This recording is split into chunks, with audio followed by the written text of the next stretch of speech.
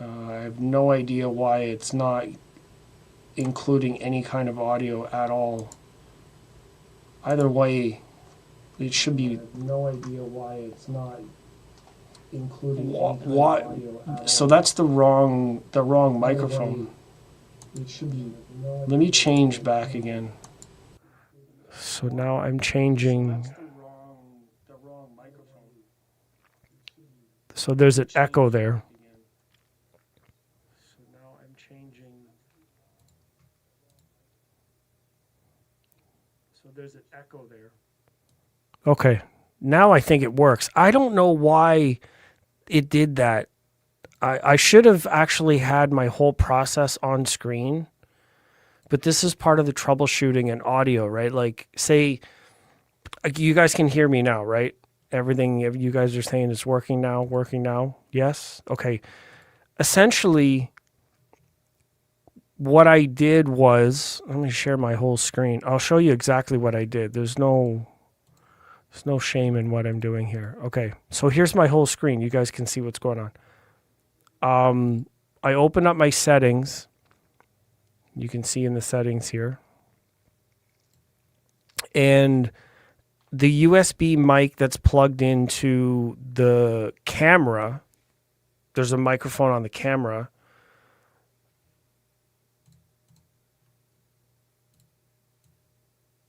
The USB camera that's not the mic I normally use. I use this mic, and I've never had a problem before. So what I did was I switched back and forth, and I unmuted the other volume.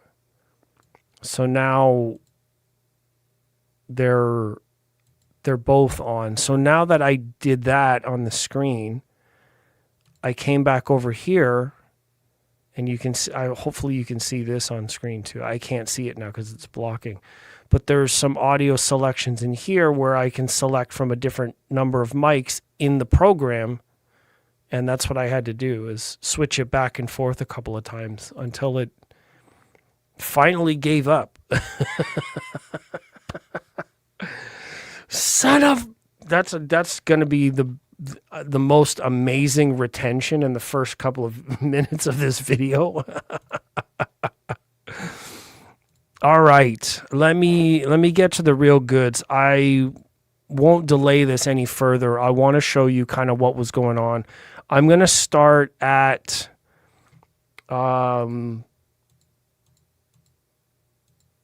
my amplifier wrapping. Well, I don't use OBS. No, this is StreamYard. It's straight from the StreamYard application, and all of the mics and cameras and everything are included in the software. Now, this is actually like super, super dark in the background. I wanted to spice it up with some lights, but these lights are super dark. You can see like the color on this one, like a little bit, but you can't see anything else in the background. Everything is too dark. That's just how it is around here.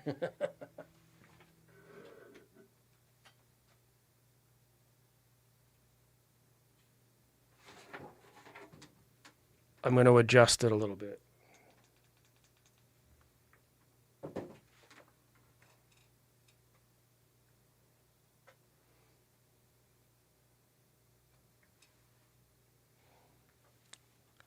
Does that work? I just put a USB light.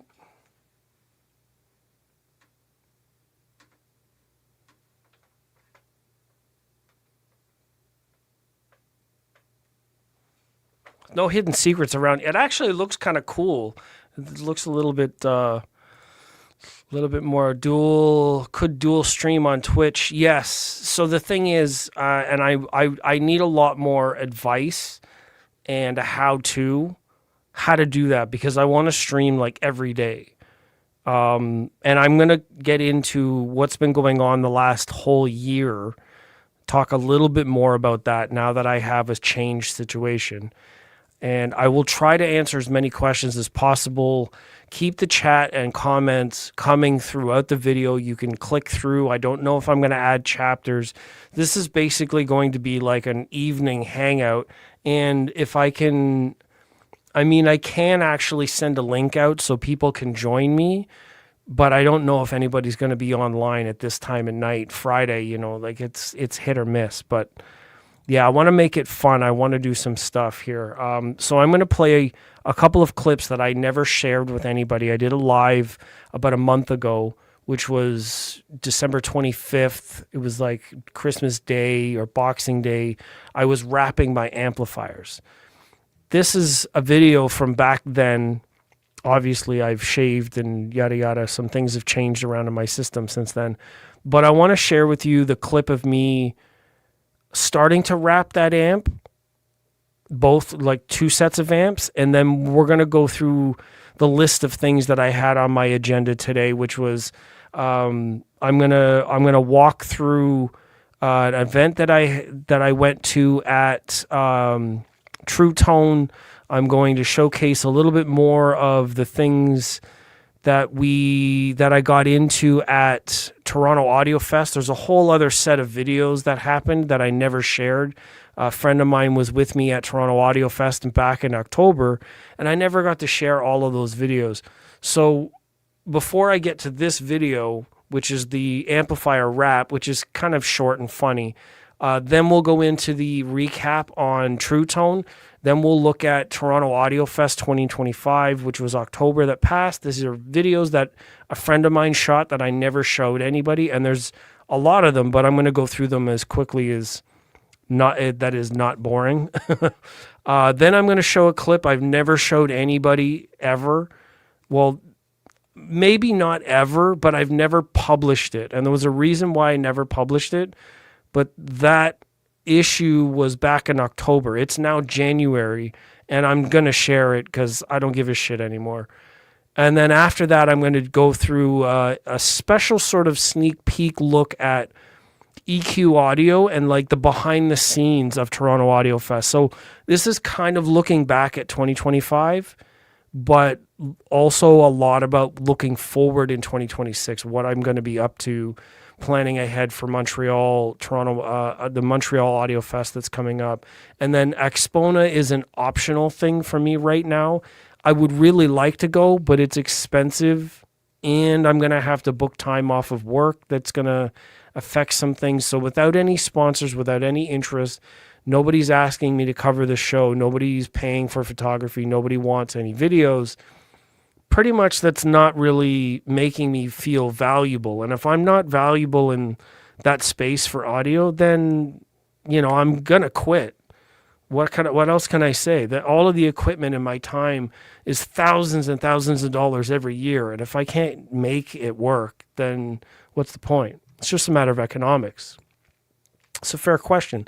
Anybody that watches this at the end of the video at any point can say, well, what value is there in audio either review? What about reviews that are most valuable? What about people that go to shows? What makes them valuable? And anything that I've done before, what's the most valuable part of it? Now, the thing is, in order to keep doing it, there's got to be some sort of kickback.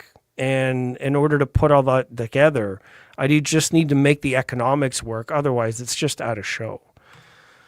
The best show pick. Well, I appreciate that. I do. And I hear the same thing. People are often say the same comment, and I appreciate that. I do spend a lot of time trying to get certain shots to look a certain way. The problem is I don't see them getting shared, and I don't ever have anybody asking me for them or asking me to do it again. The Toronto and Montreal shows in Canada are much easier for me to get to. And I do write and do some photography for the PMA magazine, which I have no problems with, and but that's one resource twice a year. That's not a whole lot to be invested in, to be honest. So anyways, let's move on. Let's get into this video. This is actually kind of funny, and let me know what you think of this.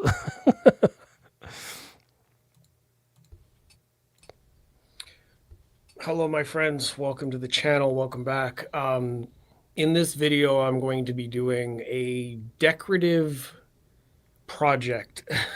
Say what you will. this is going to showcase the process of decorating some amplifiers that I have. And the reason being is a lot of amplifiers and a lot of technologies out there. Sure, the really fancy machine stuff looks a certain way, but you got to pay a lot of extra. So the amps that I have, which many of you know, are the Buckeye audio amps. There's still, well, there's one missing over here. There's one on the table, and there's going to be one over here. So what I'm going to do is a multi-camera. I have a camera set up over my shoulder on this side. I've got a camera to showcase the process above the table. And this is just an intro to say, hey, this is the process of decorating these amplifiers with a finish that I find very interesting. And I'm going to let the video roll, and we'll do a time lapse or a fast track of wrapping the first one, and then we'll see how that turns out. And I can maybe showcase a little bit more about the finish or certain techniques that I'll do. If I need to point something out, then I will do that in the aftermath. And then from here, we will just talk about it on the flip side and maybe another video. So I don't know how long this one's going to be or how fast I'm going to actually roll through the footage, the process. It's 2 different colors, 2 different wraps. Some of it's going to need some heating. Some of it's going to need some figuring out, but I'm going to record and capture the whole thing, and then we'll just see how it goes. Cool? All right. Thanks for watching. Hopefully it's entertaining, if not anything else, and then we'll speak in the next video. Cool. Bye. So that was my intro. Wait till you see what happens.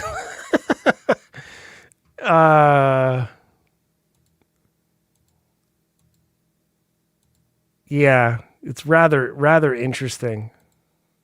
This is the second video, so that one goes there. So this is kind of what happened in that. Oh shit! I stopped sharing it. I don't know why I did that.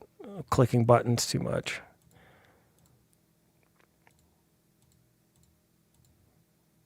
So many tabs open now.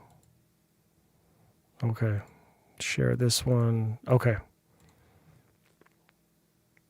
So this is what happened during that process. Oh man. I want to start recording first. So I was listening to Joe Rogan in the background. I guess I'm setting up my cameras there, turning everything on, walking around. I had the screws off of the amp already. Now this is by the looks of it, this is actually the new amps that I have. This is the Purify 6525 amps. The small red board at the back. Just checking out all of the screws, the feet.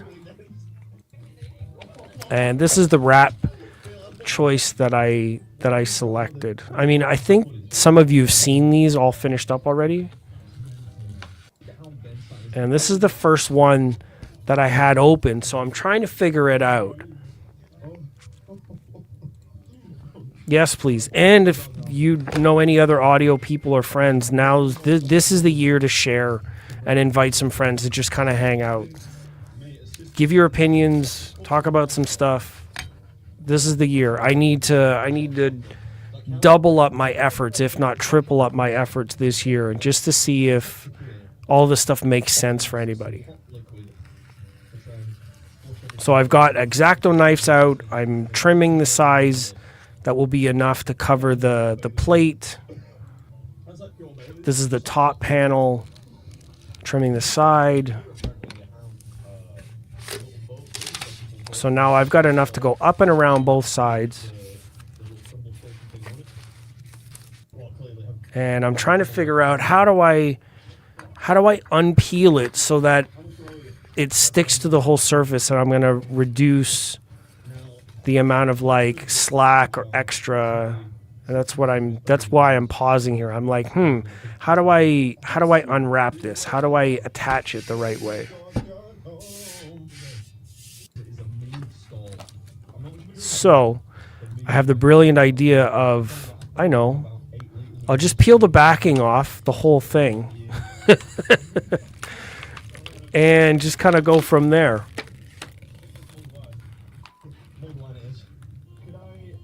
I didn't know forged carbon was a thing before this. Oh, really, dude? Oh, man, I love the forged carbon look. That's like my favorite look. Oh, I can't fast forward it. And forged carbon's on the Sonus Faber Suprema series, the whole back spine of the, hold on. So the tower's basically like this. It's angled, it's thicker at the bottom. So the whole back side, so say this is the, I can't do it on my camera. It's not like a mirror. The whole back side of the speaker away from the drivers. On the front side, it's there's a certain kind of baffle panel, and then there's a red, well, their classic color is a red violin, red wood panel that's on the side, and then the whole back spine is all forged carbon, an actual tub of carbon. I'll have to link it in here somewhere, or I'll just search it for you. It's absolutely gorgeous. I absolutely love what they did with the speakers, and the design work and all of that kind of stuff. It's so incredible. Let me see if this is a large enough image. No, it's not. And why is this not in dark mode? Is this one?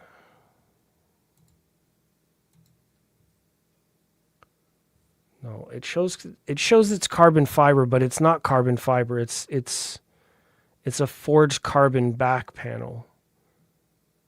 The problem is, like you said, like I take fairly detailed images of speakers when I'm at shows, and I like to show off stuff like that. I like to capture the finish and what it looks like from behind. And okay, that's a pretty good image. So I'm going to share this one. So that's an image from the back panel. So that's the back panel of the Suprema. They have rear firing speakers, and that's the forged carbon. Pretty much looks just like the wrap that I have. But this is real forged carbon, where the stuff that I have is just a print. The actual structure of the Suprema is made out of this forged carbon. It's kind of like, it's the same thing like a lot of sports cars. Yeah, exactly. So it's really stiff. It's really, really light. It doesn't vibrate. It's got resin inside of it. It's probably got damping materials and point bracing on the inside. Really, really cool stuff. So it's not like what I'm doing here. To go back to this video, I'm unwrapping the whole plastic. I had one hand on the plastic.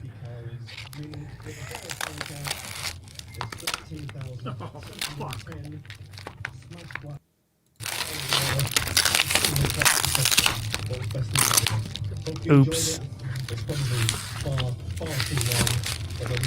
I'm not doing a vinyl wrap. Thanks for watching all the videos all year. It really means a lot to me. So Crinkled them up on the top. Yeah, they're crinkled in the middle. Have a happy, prosperous, and healthy new year.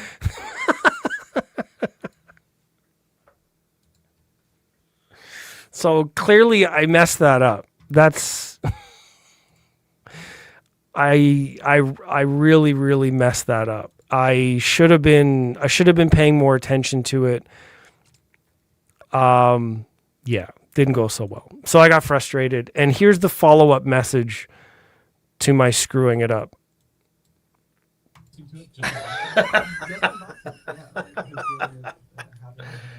I fucked that up. I'm going to post it as is because whatever. It's a lesson in what not to do. I've never done this before. I wasn't sure how to do it. You see in my video, you guys also hear a little bit of clipping and popping in the audio. That's coming from the browser, I think. I don't know why it's making those noises. I let the wrap just kind of crank. So while that sucks, you needed 2 pairs of hands. Yeah, essentially. A lot of the like DIY stuff that I do, like I either don't have the right technique down or I need extra pairs of hands. Absolutely. I let that wrap go. And I know that guys that work on cars, the guys that work on cars will peel off a large piece and get their friends to like pull it tight over the piece, or if you know what I mean, like you're supposed to have a technique for this stuff, but I've never done it before and I've never seen anybody else do it before. Hey, whatever. Failure is just an opportunity to improve. I made light of it and just kept going. They use water. Sometimes the each wrap is different. Sometimes they'll use a hot water. A lot of the times they'll use heat. I'll show you in a little bit. I'm going to get to the heat part, but I messed up and, I just made light of it and you just keep going.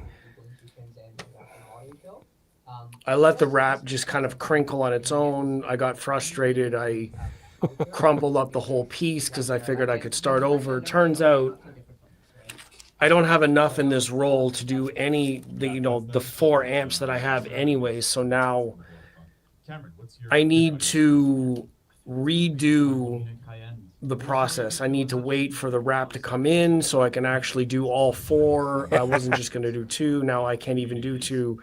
I'm not going to do 1, so I'm just going to wait and whatever. Is what it is. So I'm going to put this kind of at the end of the other video, I guess.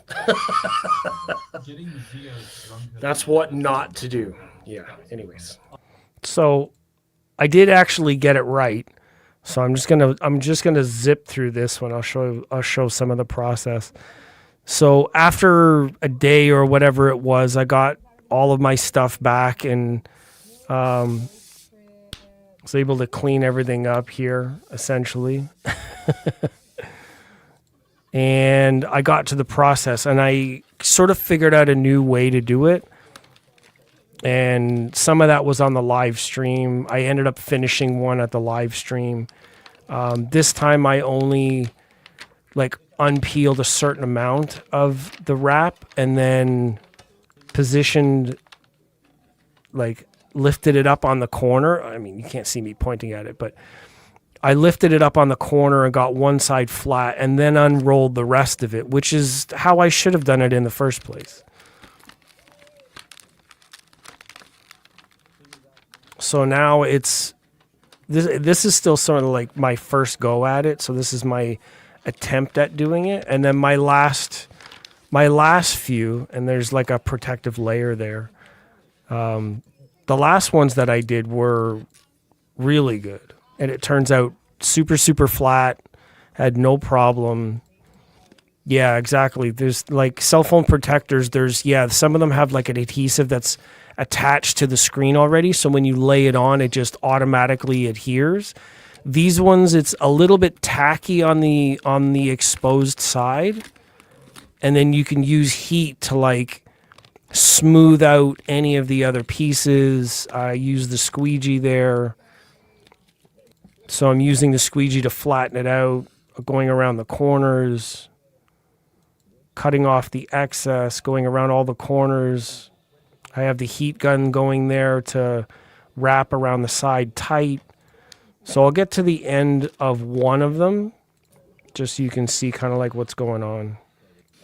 Fuck, I have to do this 4 more times. Pretty good. It turned out great. I mean, if you see in my other photos, my other videos, you'll see that the chassis tops and all that turned out really great. There's no problems on them. I think they're super comfortable. And then on the front, I decided to do a nice red color. So here I'm just trimming back the side, using the squeegee to cut the corners, making sure that everything's smooth, using the heat to make sure that it adheres correctly, and then cutting all the holes out, cutting around the lighting, the screws, the feet, the power button.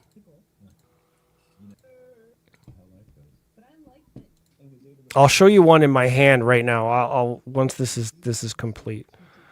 So you can see that the top goes on around the whole amp, and then the front is just tucked around the front and the bottom. Chassis. Okay. Well, hello everyone. Massive difference from the first video to this one. Hey, rapping is definitely an acquired skill and practice makes better. Thank you for joining, Larry. Thank you for commenting from the Facebook side. I'm actually glad that it's streaming there. When this all started today, it wasn't very great at all. Facebook wasn't streaming at all. It's evening for True Voice of Reason. Welcome. Thank you, everybody, for being here. I do appreciate you all for the support and continued friendship and support through all of this. Yes, yes. You guys see that I completely shaved my face and my head since the last video? My round 2 actually went better than my round 1, that's for sure. We talk a little bit about what I've been doing. So this project I've had on my mind to do for maybe a year, maybe half a year. And I've had the Buckeye audio amplifiers for a while. And some of the magnificent part of it is their quality and value is tremendous. I mean, you can the performance you're getting out of the amplifiers for the price that you're paying, minus the fancy chassis, and I imagine chassis as well as a bunch of other stuff. Why is this screen? Anyways, my screen automatically turns off. Anyways, what I decided to do is wrap the whole thing. So check it out. We'll do a once around. You see in the time-lapse video, I've used this like plastic vinyl wrap from Amazon to completely cover the chassis. Now it's a Class D amp, but I still need to vent it. So what I'm going to have to do is very carefully and painstakingly open up all these vents so that I can actually get airflow through the amp.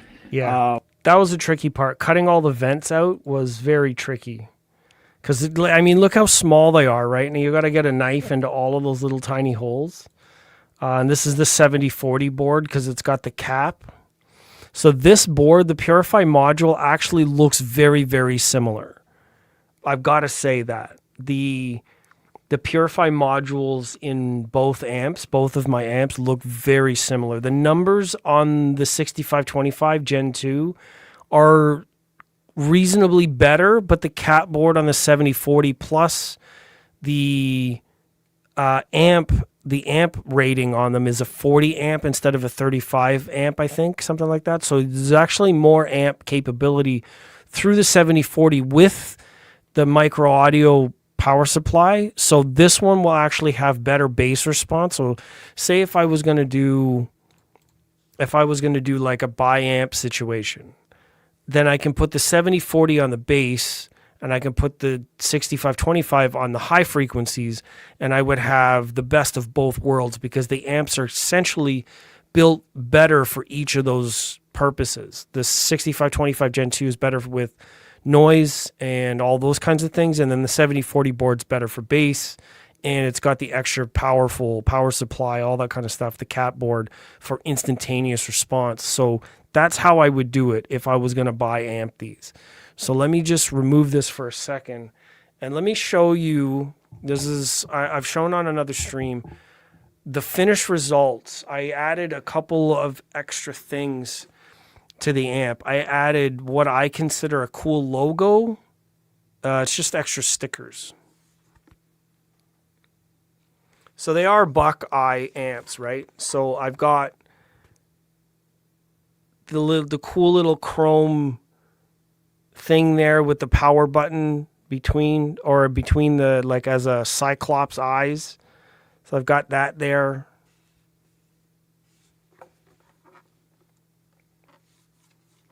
And then I also put this on the top. So it's like a camouflaged buck head. And that's like buck eye is the power button. I'll show you. I can move the camera around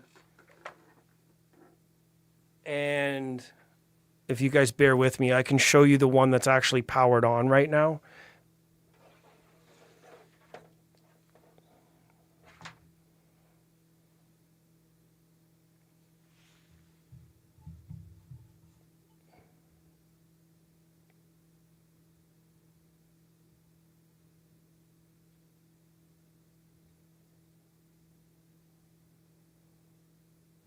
Yeah. So,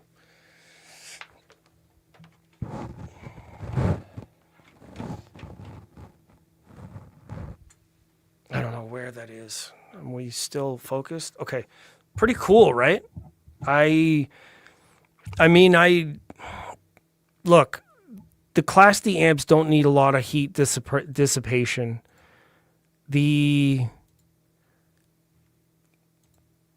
They're not that expensive, to be honest. They're Buckeye's incredible value. Purify modules are so good.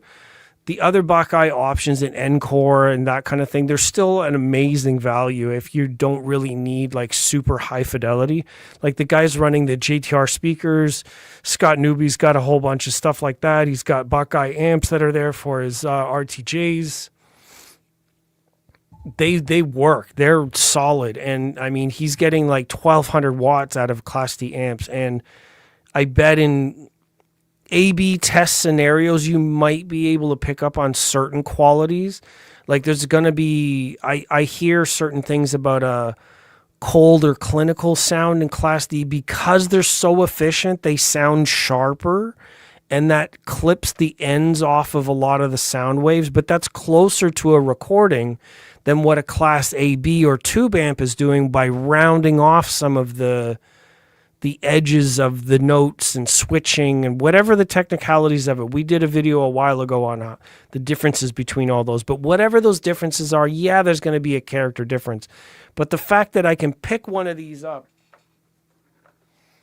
500 watt monoblock amp, 900 watts into 2 ohms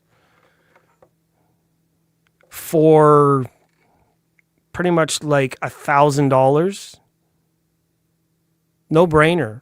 It's an absolute no brainer. People are spending so much more money than is actually needed for the kind of subjective results they're looking for.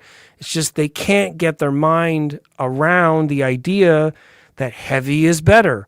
Heavy's more quality. Whatever the subjective echo chamber of, self-validation is these days.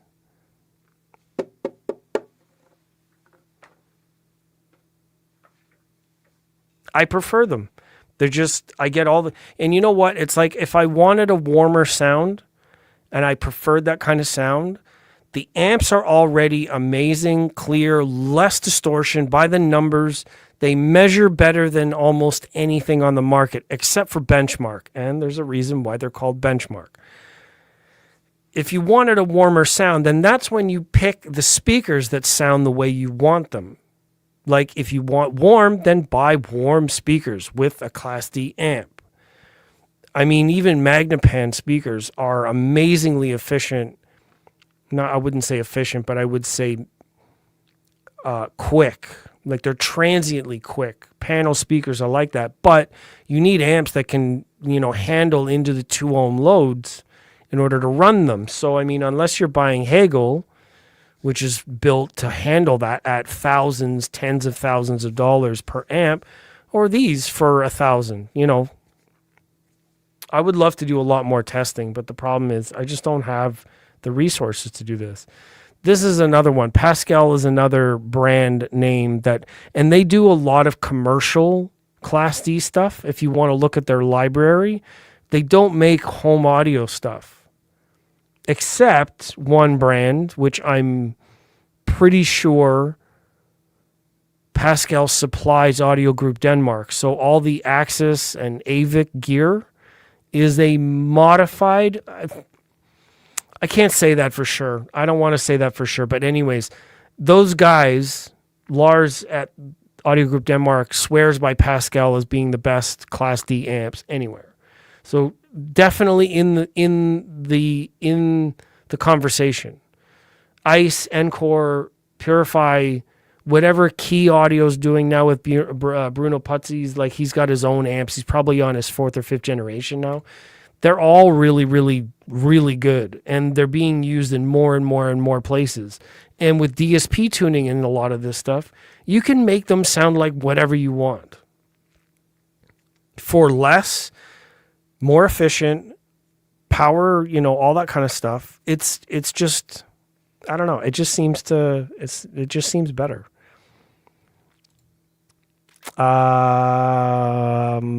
Singular Buckeye, otherwise we go Buck. Yes.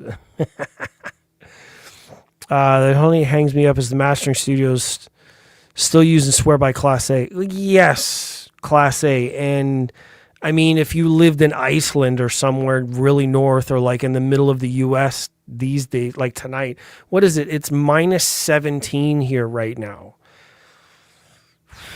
It's cold. Bro, I was messaging Jay today or earlier yesterday, and I said, it's going to be freezing. Keep the tubes running.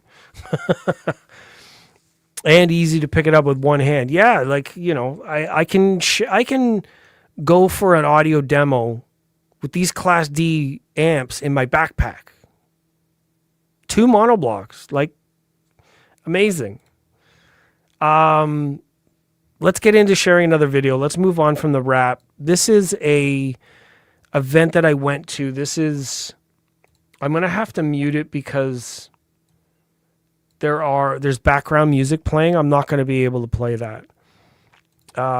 See, look, mine, it's gross. It's so cold this next couple of days. I'm hoping everybody stays safe, and I'm hoping that we don't get any water main breaks because the pipes are so cold. Everybody keep the news handy. So I was at an event. So I appreciate Class D and chip amps. Chip amps, I'm not as convinced of. For me, either because they're also so small. See, I reviewed the Fosse audio amps, that Texas Instruments, whatever it is. It's a popular chip amp. It's pretty big. I tried them and they were super hot. I could not stand it. I had to give them back. I'm like, my amps that I have here don't generate that much heat when they're on all day. And I had the Fosse audio amps on in my desktop system just at home, probably running 4 ohms. I mean, first of all, most speakers are 4 ohms if you push them. Look at all of the impedance charts. And then I don't know how chip amps handle damping factor, right? So like depending on the speaker and the amp combination, it could, you know what I mean? There's a problem there. So these Purify module amps, yes, they're way more expensive. You could buy like 7 of the Fosse audio amps for the price of one of these, if not more. There's no heat, like 0 heat at the end of the day from the chip, from the amp board itself. The power supply puts off some heat, but that's about it. It's incredible. And think about everybody going for more efficient. Well, that's it, So my event this weekend, I've rescheduled due to impending storm. Yeah, I know a lot of bars and entertainment places, and everybody said, you know what? Just don't do it. Don't go out. Be ready. Stay inside, like just in case, because there's a lot of rain and sleet and freezing rain, which is going to mean trees are going to fall, which means all kinds of nightmarish stuff is going to. It's winter. What can you do? So yeah, this is a walkthrough at True Tone. So I'll put it on a little bit in the background, a little bit of sound there. So this is a walkthrough at the event. This event was put on before the Christmas time, and they were giving away a couple of systems for some customers. And I got to spend some time there, listen to some music, see some of the gear, to talk with some of my friends in the business, the industry, the reps that were there. I did run into somebody that watches the channel, so that's pretty cool. Scotty's here. What's going on, my man? Hopefully you're keeping warm as well. I know that it's also brutal out that way. I can imagine it's like, what, minus 40 in your neck of the woods? Because that's where most of the cold air cycles down anyways. So yeah, this is a walk around at True Tone. They were doing like a giveaway. So I walked in the different parts of the shop to showcase the theater spaces, the display rooms, lots of open space. Oh, cool. It's nice. Yeah, they've been in business for such a long time, and they pretty much do everything. TVs, custom installs, theater systems, really good displays, really nice people. They're connected with a lot of brands. They do some really good business out there. Monitor, Paradigm, the Rotel stuff, Michi, B&W, obviously, you can see here. Really nice dedicated rooms, Focal they have on hand. They have a nice theater room in the next space. They have Rega speakers there as well, PSB. There's the theater space. So it's interesting. When I worked at Paradigm back in the day, I was actually there for the reveal or the launch of the Founders. Well, I guess I wasn't there for the launch of the Founders, but I was there when they were getting finalized. So it was really, really interesting to see this kind of series come out. Now, the unfortunate thing is I pretty much lost all of my credibility with them, and I don't think I will ever have Paradigm stuff in my system ever again. It was an unfortunate mishap on my place. I made a mistake there and got myself ejected, sadly. I have memories, I have lessons from that. It's one of those prices I pay for being too ambitious. Let's just put it like that.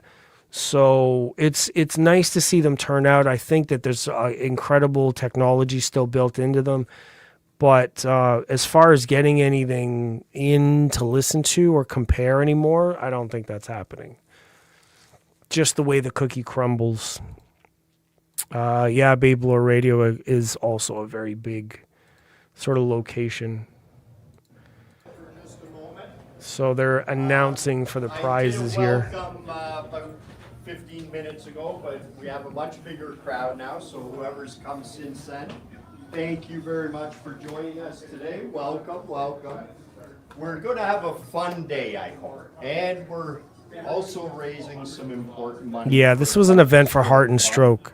So thank you all very much for that's where the ticket sale money is going to. So thank you everybody for participating. We're doing a couple things today.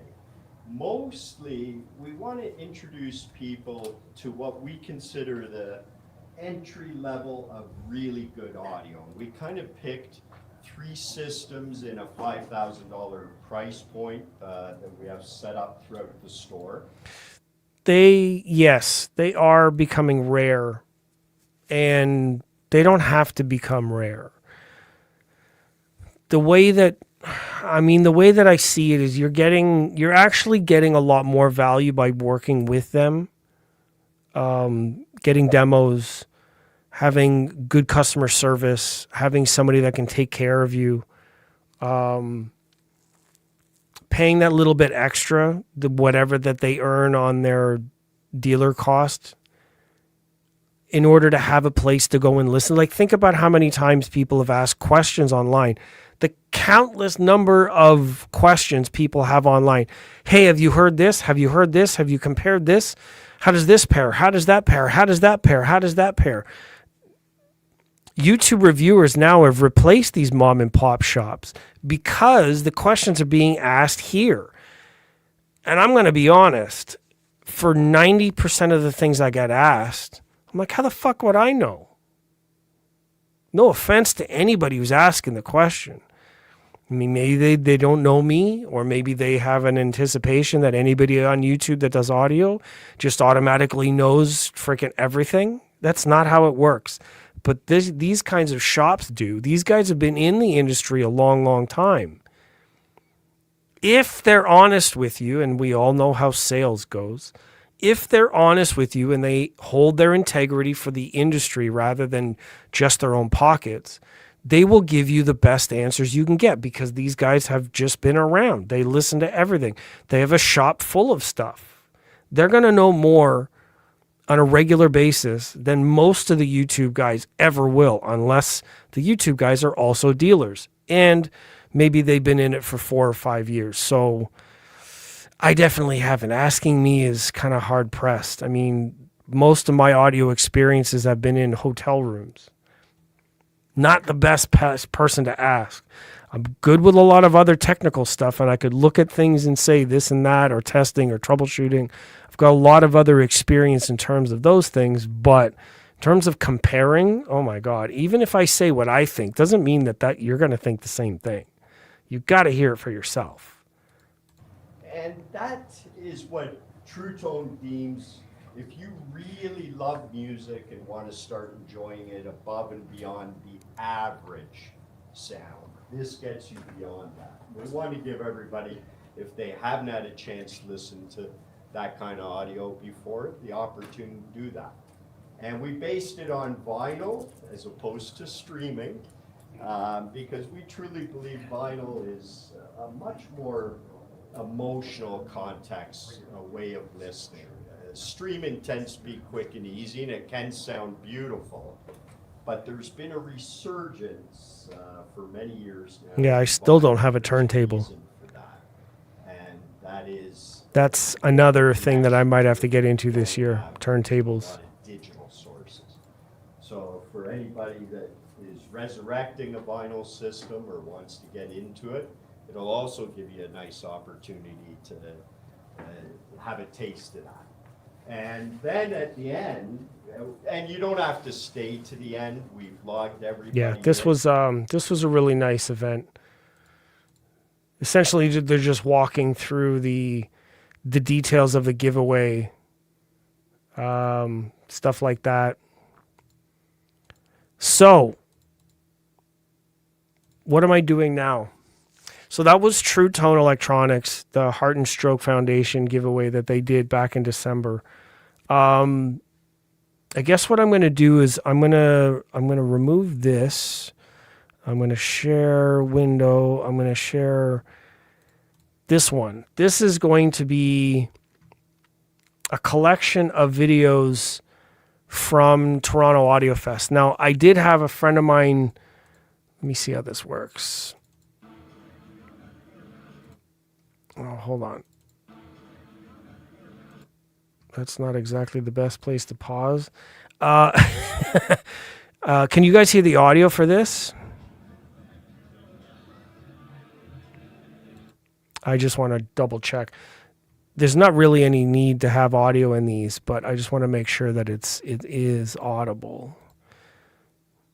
Yeah, so a friend of mine did join me at Toronto AudioFest, and he recorded a bunch of extra footage for me based on like the vendors that are around the show, and I just want to walk through some of those to give some further context to some of the other vendors. Now this is audio note kits, so you can order a lot of the parts and then just actually assemble them all yourself. And I imagine this is a very, very good way to get a really decent like amp kit or an amp and not spend the extra amount. So say the parts that were assembled in factory, and I don't know what the warranty is like, but if you're into that kind of thing, then you could definitely do that.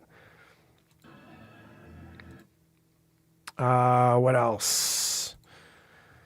A lot of other stuff in here. Yeah, I'm just going to mute it and walk through these.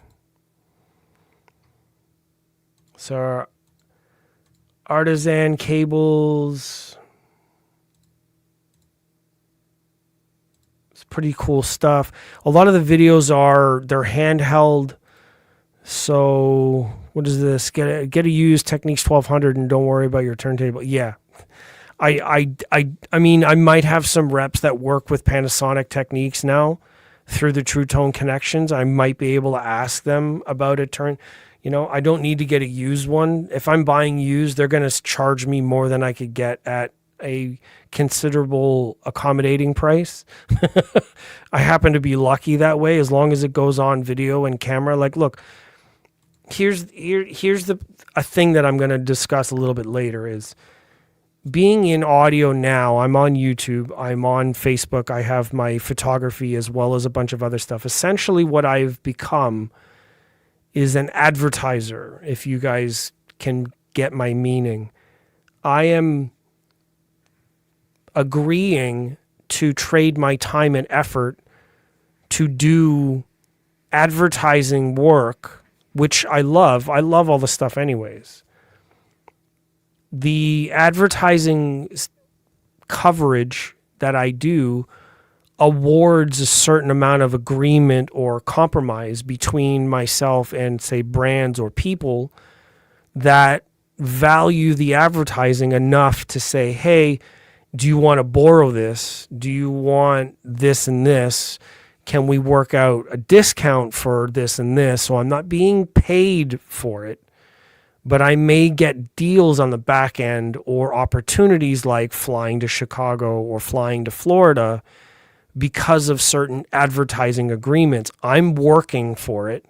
They're offering us something of value for it. It's fair exchange. Now, being overly negative may not keep that door open, which is why a lot of people just don't do negative reviews. If something comes across or whatever that they don't like, doesn't work, they just send it back. End of story. There's no benefit to it. They don't get advertising for it.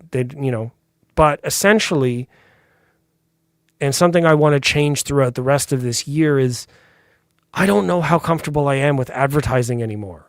Yeah, it's been a lot of fun and I got a lot of stuff and I got chances to listen to a lot of things and go certain places, and that's the trade-off, but I don't know that it's worth it, right? Advertising, it's the exchange puts, like, I don't want to be a billboard anymore. I might be good at it, but I'm certainly not getting paid to compensate me for everything that happens. So I don't know that it's a fair exchange, even though I might be in a good position. So, yeah, Pixel use, a good used analog turntable and decent cart style is fair middling phono pre is a good step into vinyl. Yeah, absolutely. For most people, those options are great if you know what you're doing. Yeah, I mean, you buy used, you need to make sure that it's used in good condition, or if it's a cartridge or whatever, then you know what I mean. It's really finicky stuff. There's no step-by-step guide that I know of to get you into vinyl. Sure, all of those things by words is fine, but what else would you need to look for, right? Like, I imagine it's a 100-step list. Anyways, back to these videos. Let's get through these as best as I can. They're doing an interview here. I'll have to cut these up and edit them into a full video because, like, you can see the footage, and bless, my friends, that's not exactly the best angle. And this program's not all that great. Sometimes, and the sound, I think.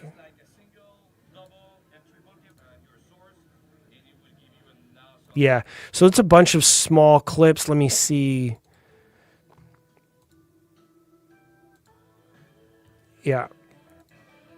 I don't want to play a lot of the songs. Now, that's the problem with playing these clips. I just want to showcase, like, yes, I have them.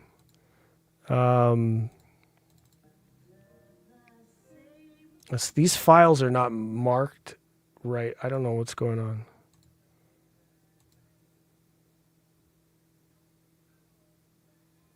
So that's the golden ear speakers, the T44s. Had a rumor that I may be able to listen to those, but that didn't happen. The Acora room.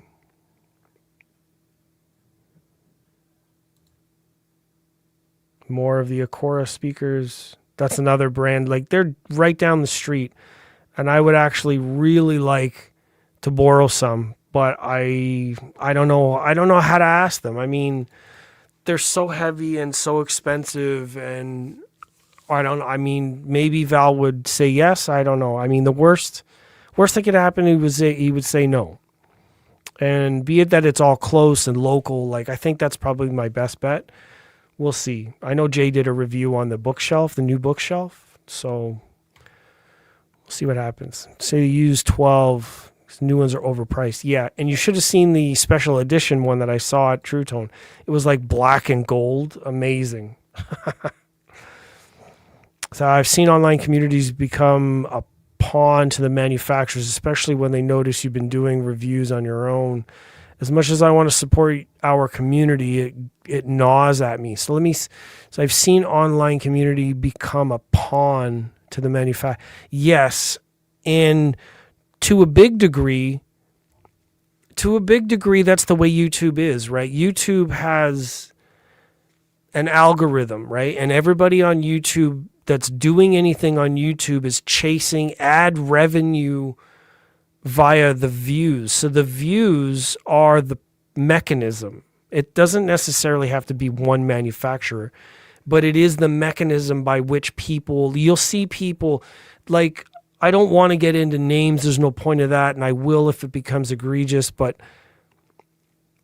there's a certain level of like enthusiastic, and the images that you see, like, just take a note, take a step back long enough and just look at the thumbnails being used, the fonts being used, the formats being used, the name changing that's being used. AI is being introduced in the background in your creation screen to make thumbnails, to change like 3 or 4 different thumbnails and titles so that the algorithm can pick up on which one gets more clicks. It's absolutely ridiculous. And it's an engine for advertising. That's the main thing. YouTube doesn't necessarily care much about what's in the video as long as it's clear by the guidelines. They don't give much of a shit what's in the video. As long as enough people are clicking it and they use all of these tools to make you click through stuff. It's the same thing with every other social media platform. And for the life of me, part of that's, this part here that like gnaws at me. Yeah, same thing. Everything is advertising. It's advertising on TV, on your apps, on the Weather Channel, on inside of other like low subscription services. Netflix has got an ad space. Prime has got an ad space. Everything is goddamn advertising. I'm so tired of it. I don't want to be the same thing, is all I'm saying. Whatever it takes for me to change it, I don't know what it's going to take, but I don't want to be part of it anymore. I know that it's valuable for people, not like they're paying a lot for it. That's for fucking sure. They love when you do it for free. And whatever you know what I mean? Like there's a value proposition there. But the amount of time and effort and the equipment and the failures and the double checking and personal injury that can happen, you're not getting covered for that. Borrowing a set of speakers doesn't cover your bad back. Advertising on your refrigerator. Yeah, anything plugged into the internet. Absolutely. It's a whole other topic, but yeah. Let's keep going here. So my buddy's walking up the hallway to the next room. Let's see. This is a great system after hours, actually. Bliss Acoustics. Very expensive. That's the Acora room again. Lots of vinyl on sale upstairs. Yeah, I will have to edit all of this stuff together so it makes sense. So brands can actually click through it. Speaking of turntables,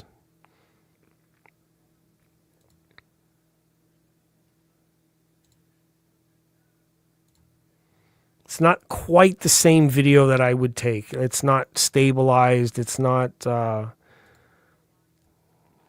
but they did, my friends did get a lot of interviews, things like that. So I'm going to have to put them all together, collect them in a set so we can hear all of the interview parts.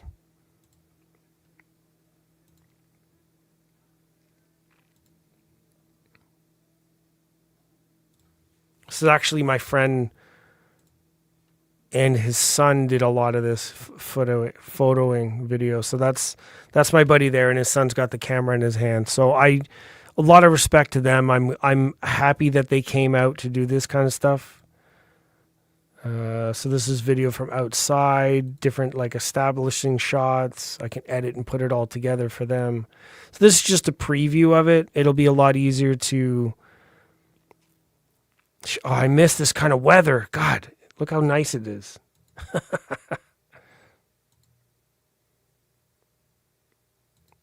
Anyways, I'll edit all that together at some point, and we'll get that video produced. My friend at Jackal Designs, really cool stuff. So now I'm going to get into some hot water. We're over an hour in, and I'm going to showcase something that I've never published before because, fuck it. This next, let me preface this.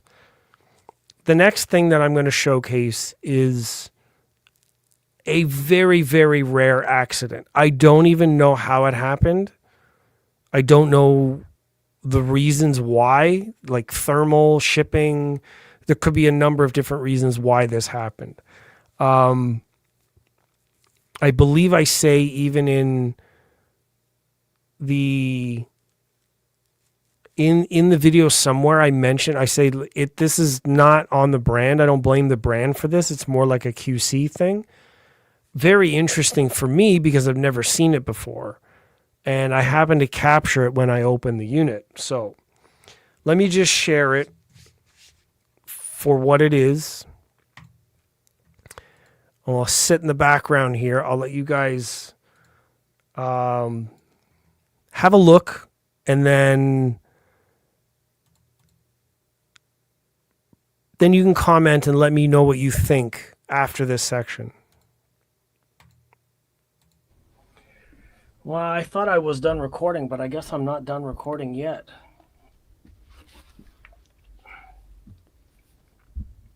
Hey, friends. I think everybody can see what I'm seeing on the front of this unit, right? I did the peel. I peeled the screen protector off. And now this unit has got all kinds of like glue residue stuck all over the front panel.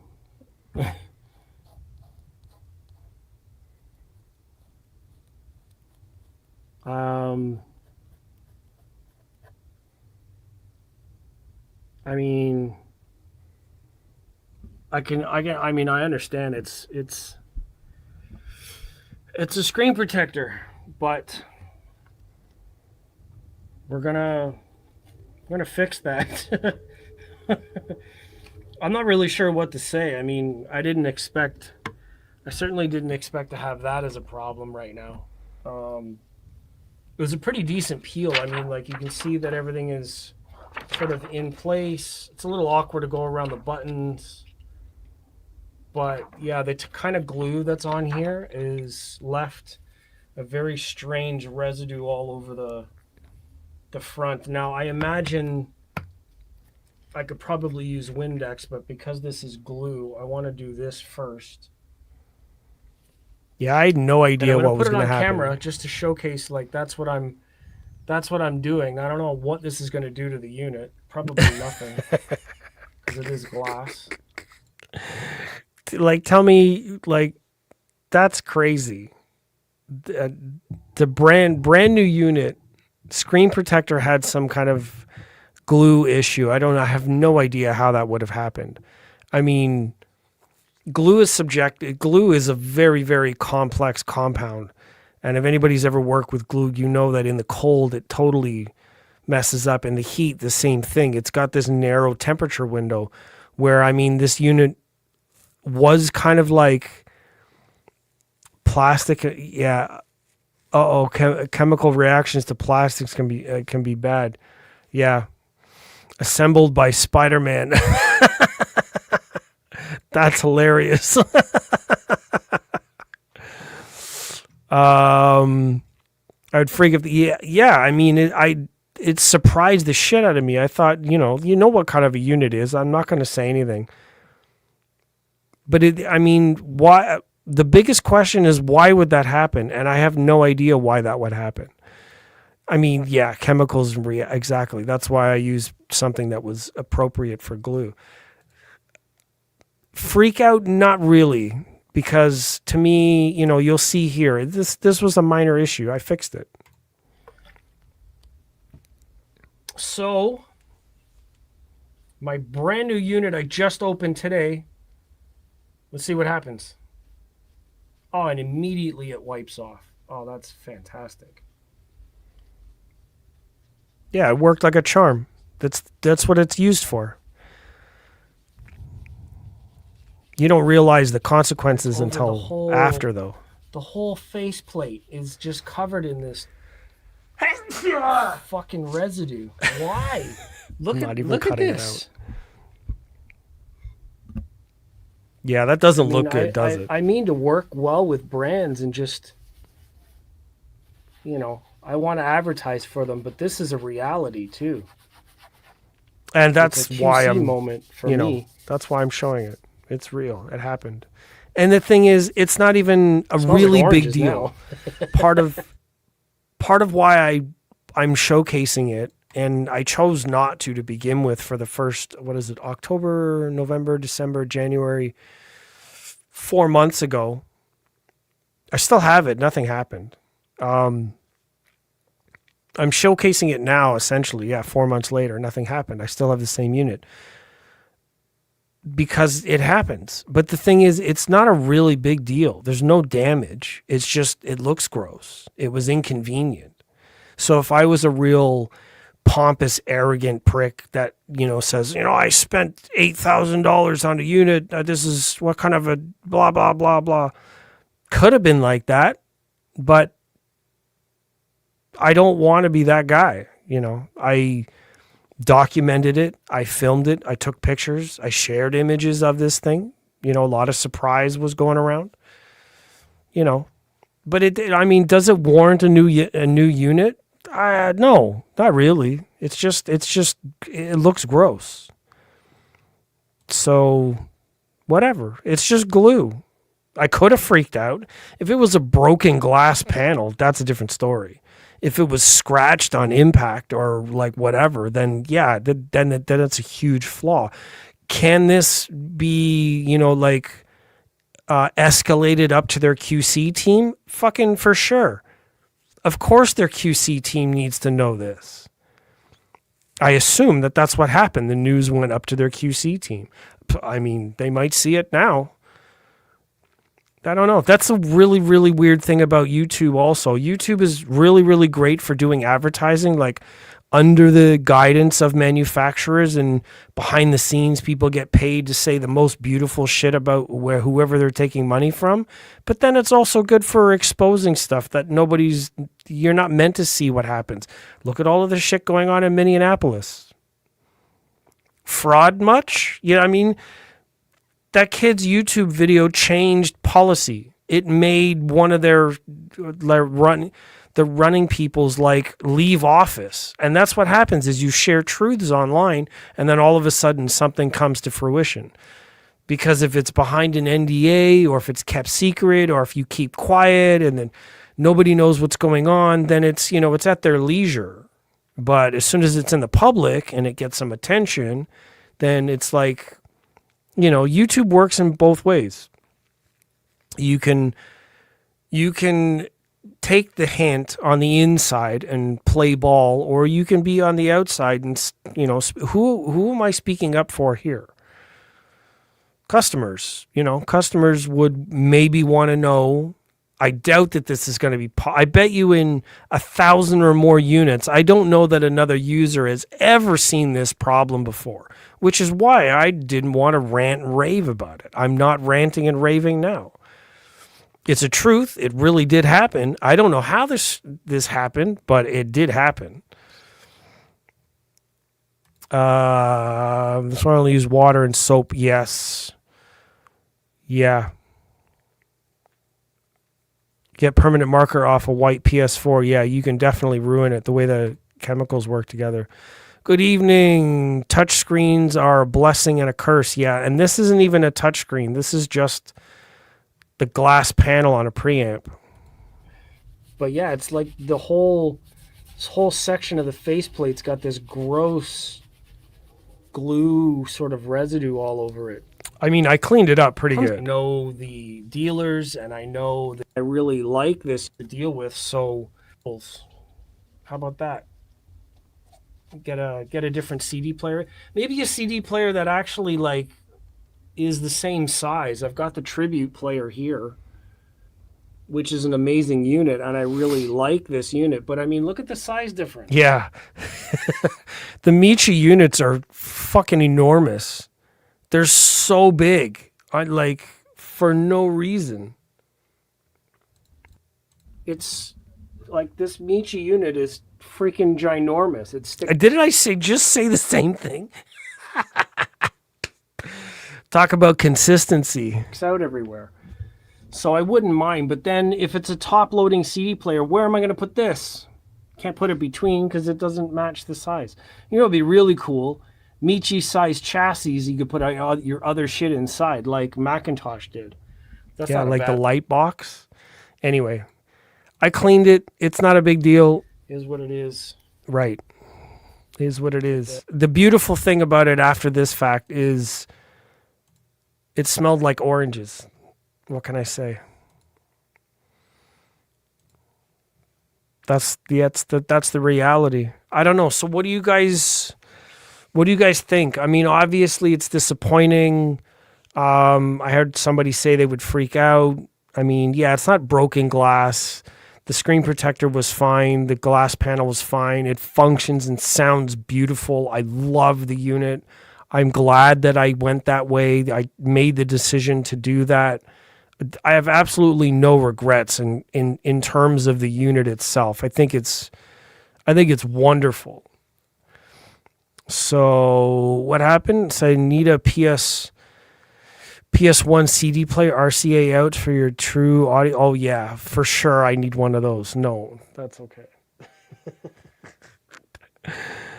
Good point. I'd like a nice top-loading CD player, but location is exactly. I love their Q. What is it called? A Q5, whatever it is. I love that they did that. I love the way that it looks and everything, but it has to be completely clear on the top, and I can't put anything else around it. So then, in their stack or unit or whatever, it's got to be on the top. Same with turntables, right? Turntables are always on the top. I freaking get that. But I have more things going on. And Michi doesn't make a streamer. They're like, we didn't want to put a streamer inside of the CD player because it messes everything up. Okay, cool. Nice. But if you put a streamer inside of a chassis that big, holy shit. It's mostly empty space. I mean, even the CD player's got... it does have two custom wound toroidal transformers, power supply. The CD unit itself is solid. There's carbon fiber on the laser mechanism. It's impeccable. It's a really, really, really nice CD player and DAC. It's got a DAC built in. So my preamp has the same kind of DAC, but my preamp is doing analog and digital duty in one unit. It's got network updating, but it doesn't have streaming built in. So... And this is the thing that kills me about the Michi Q5 or whatever it's called for the CD player. The CD player is $2,000 more than the preamp.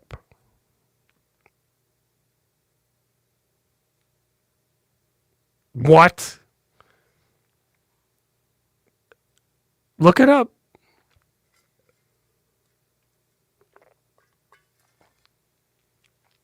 I'm not kidding. It's at least $1,500 more. Gugon does smell good. Now I want orange. Perfect. I like the Oracle CD transport. Just need a lottery winning. No. As much as as much as I would love to see my friends and their businesses thrive and sell all the most expensive shit they have on sale, I'm also going to lean heavily against spending too much goddamn money on stuff that only has like a placebo effect of a subjective experience. I can't advocate for this stuff anymore. It just doesn't make any sense. There's so much good equipment for way, way, way, way less money that if it was behind a curtain and you blind tested it, probably wouldn't be able to tell the difference. Why would you spend your hard-earned money on something that doesn't give you that kind of feedback? I don't get it. I mean, yeah, there are some of them that like function well, feel well. There's a CD transport by AudioNote UK that's amazing. It's got like this magnetic puck and the door, and it looks and functions well. Top loading.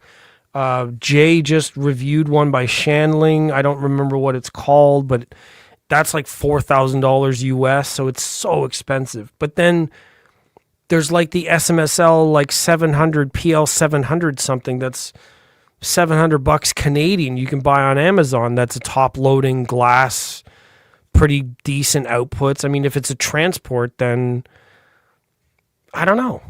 I mean, what are the specs for this stuff? If it's just subjectivity, then the only thing we're comparing is psychology. You're not comparing specs or sound. It's just subjectivity. Take a cue from our surveillance and keyboards and get a sliding tray for your track. Well, I mean, I have the CD Tribute, which is the tray. I like slot-loaded machines, but the problem with it is the mechanism. If the mechanism ever fails on a tray CD player, then the whole thing's fucking useless. If you have a drop-in top-loaded CD player, you don't have that problem. And the motors are not, you don't have that all extra electronics. So I know why. I know why they're doing top-loaded. I like the fact that it's a top-loaded thing. But at $2,000 more than my preamp, holy shit. I mean, it would look incredible. The whole thing looked like if you had the money and you really didn't matter the money, you had $100,000 a year to spend on audio, wouldn't even blink twice. Be like, fuck, $8,000, whatever. Get me a CD player. So last CD player was a USB CD player. I might actually get a USB CD player from my Eversolo so I can start to burn CDs. I have a whole bunch of new CDs. True, most of the stuff in the hobby is aspirational. You use what makes you happy without going broke. Yes, a very responsible thing. I mean, even in my position now, and this is up for the later part of my conversation here, is I have 4 functioning audio systems in my space. Can you believe that? 4. I have 4 fully functional audio systems in my space. One by my bed, which I use just to go to sleep. It's got a little SMSL integrated amp and some Kanto speakers. So it's total cost of the system's under $400. I plug my iPad into it, RCA, bang, bang, no problem. The second system is at my computer. The computer system consists of an Eversolo A6 Gen 2 Master Edition. Bling, bling. So A6 Gen 2 Master Edition, streamer DAC for my computer. It streams from my computer or inbound, but I can't play CDs, so I don't have a transport for that. The Eversolo's plugged into the 2 Buckeye amps, so they're about $800 or $900 US each. So my cost, they're about $1,000, they're about $1,100 or more each. I think $1,300 each. Monoblocks, and then Radiant acoustic speakers. Radiant acoustic are about €3,000, I think. That's a hell of a computer system. So that's a lot. I mean, that's already a lot. That's more audio than I know most people will ever have. And in one system, never mind one of four. The third system, actually, is it like this or like this? Which one is it? Is this the German one and this is the English one? I don't remember. It's from Inglourious Bastards. You guys can tell me. In the third system, it's my theater system. So my theater system is a Denon A10H, which is the second highest in the line for home theater receivers. It's a 13-channel built-in, 120 watts. It's phenomenal. Works flawless.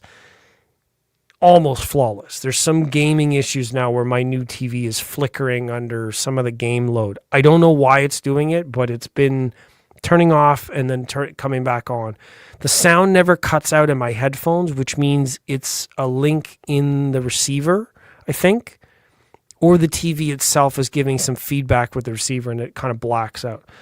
So that kind of sucks. But that's the third system. I've got 11 monoprice speakers that go all the way around in the Encore series. Amazing.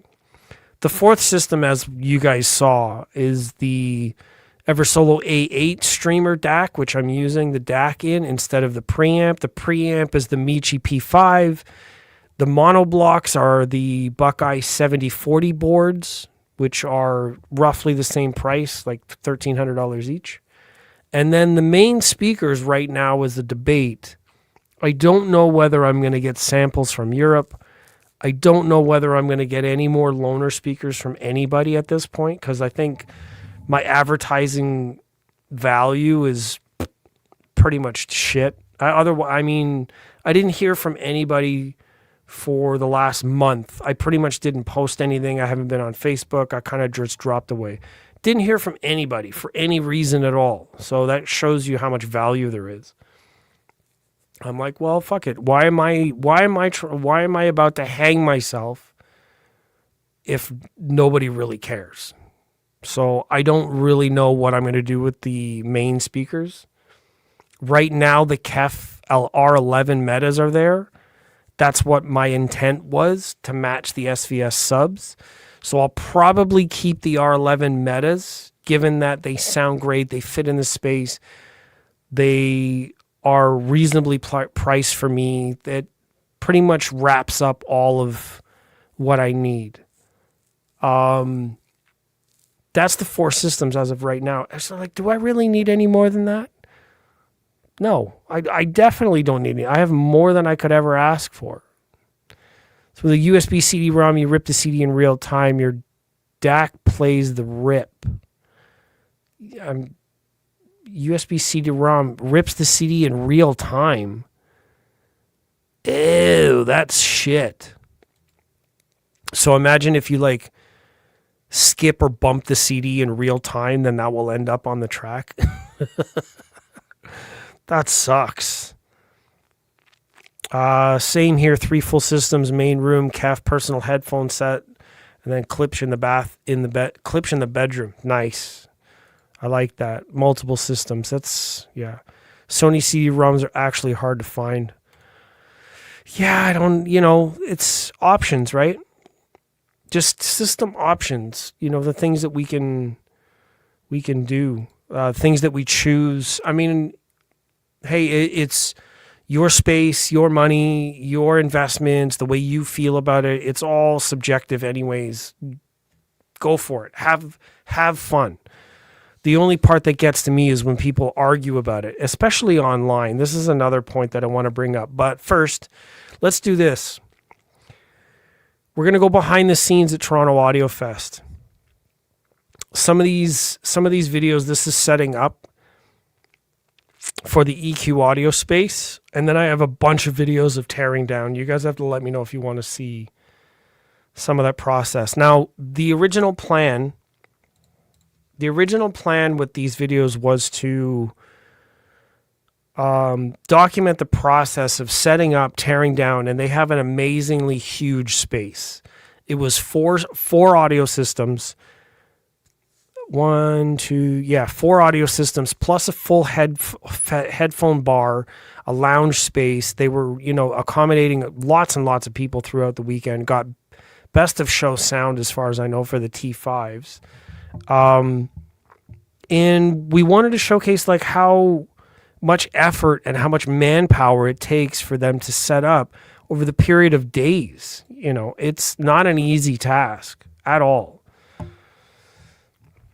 So it's not just the gear that makes this hobby interesting. It's the music, both old, but more importantly, new stuff. You want that emotional experience. That in a nutshell could be enjoyed by yourself without online or without magazines or without a community. All of everything that this says, music, old and new, and emotional experience, could be completely solo. Nobody needs to be online arguing about that. So the interesting fact, and you prompted me to say this early, is there is more fucking noise in the community than there are in audio systems. Why? That's fucking hilarious. Why are people so naggy and negative and critical and, shit flinging chimpanzees in the communities? Why? Because it's emotional? It drives me nuts. Like it makes me not want to be part of it anymore. Like if you want to spend some time with me and listen to music and we can have a good time, then me and my 10 regulars, we can all chat in a private room offline somewhere and nobody needs to hear us.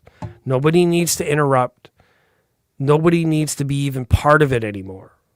And I bet you it would feel better than having to dodge all the dog shit that people write in comment sections. It's unbelievable what's happened. And it's not because, everybody's that kind of person. I believe that parts of online media allow the worst of things to just happen easier. So you get inundated and bombarded by all the kinds of worst possible just because it's online. That drives me crazy. I would rather have a ground loop hum in my audio system and the community be nice and helpful and accommodating and understanding and educated and articulate. What happened? What is this? Hold on. Let my ever solo T8 improves everything downstream from it. It opens up the universe of music. You might just convince me to sell my A8 for a goddamn T8 and a Z10. My local store's going to love you for that. This is all I've been hearing, but I bought the A8 already. God damn it. What am I going to do now? It might be worth it. I don't know. I hear both of those units are really, really good. I mean, I'm only playing through KEF R11s. Did I spend enough money on my speakers to hear that kind of difference? I don't know. I'm just playing. Anyways, let's chew through this. I want to play some of this video. This is... I don't want to play the audio because conversations might be a certain way. So these are the Inuo systems at the front. There's a bunch of other rooms. I'm going to try to dive through this. So the network cable needs to be run. The speakers need to be set up. We get in here in a little bit. So we're setting up the... so this is Peter Hansen, Ed, the owner at EQ. And over here, that's me before I injured my shoulder. I'll show you the exact moment that I injured myself. Now, I'm here after work one day. I think this was a Thursday after work. And I'm opening up the name units and the name units only. Power supply, amplifiers, and I need to pick up the actually the platforms for the spider things here. So I'm kind of like just positioning things into place where they need to be. Yeah, and there's rubber pieces that are missing from those. So I got some help from Peter there just to try to figure that out. Yeah, let me see. Pause there. What am I missing? Cost of mem? Cost of mem? So T8 is on my headphone stack. Long day at work. Have a great day, everyone. Yeah, have a great weekend. Thank you for joining and sharing some of your thoughts. I appreciate when you're here and commenting. Thank you very much, Carmine. And again, if I get the T8, I'll let you know. But yeah, the T8's going to have to go into a whole stack of streaming stuff. Huh? Manufacturers are making pro mem. I don't understand what that means. You're going to have to fill me in. I don't do short form speak. I'm dyslexic and autistic. You need to stretch it all out. Explain it all for me. So anyways, yeah, we get the spider set up here. The name units start coming out of the boxes.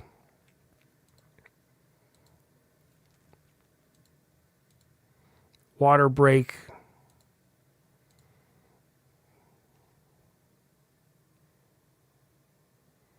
Check this out. So this is a moment where this is Ian with the Kevro group now. Check out this moment here where we're about to measure the spider distances, and he's got a laser measure that I wanted to borrow. So, oh, I can't play it. So, anyways, I've got that set up against the wall. I'm using the laser measurement here, and it was like 0.01 or 0.02 of an inch off of center from left to right. So I get this really, really nice reaction from Ian here. He's like, yeah, it's pretty dead on.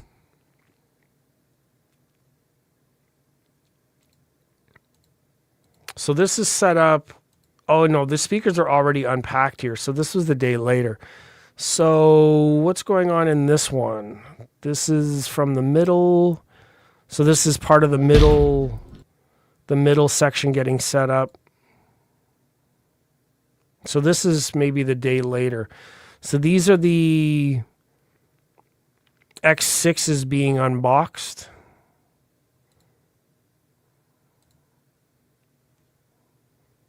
A lot of the crew just walking around here, checking on everybody.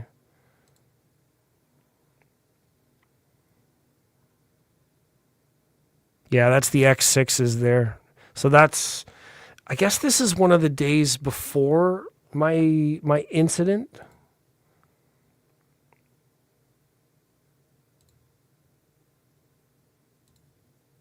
But a lot of manpower. It takes a lot to get this stuff going. So this is the Borison T5s coming out of the crates now.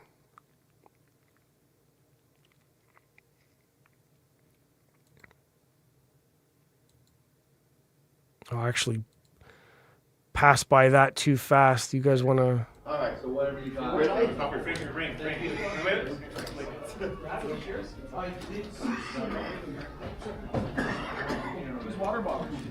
Yeah. A lot of work to be done. And very, very careful. It's not just unboxing. Like, you know, when we unbox stuff at home, it's not a big deal. When you're unboxing speakers that are like $300,000, you really need to be careful of what's going on. So everybody's on point. Everybody's being careful. We have to take care of the cases and make sure everything's in the right place. A lot of measurements, setup specifics. You know, I think this is the same day. Oh yeah, I moved the camera.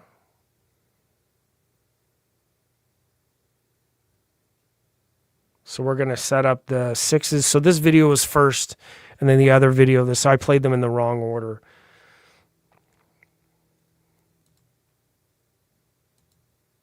So that here comes the moment. The very moment I injured my shoulder, I think the box just slipped slightly and I put my arm under it to catch the weight, and that's as quick as it takes, just a couple of seconds.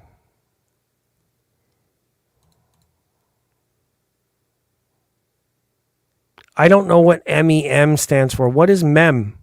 Memory? RAM? Is that what you're talking about? Oh, I missed it. It's behind the person.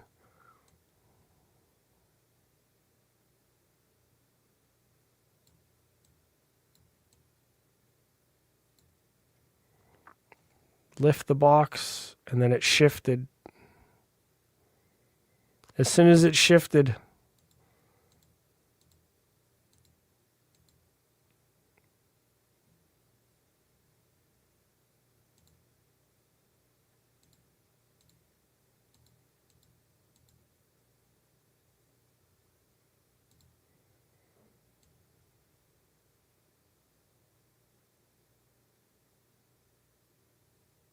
yeah, setting up the X3s here.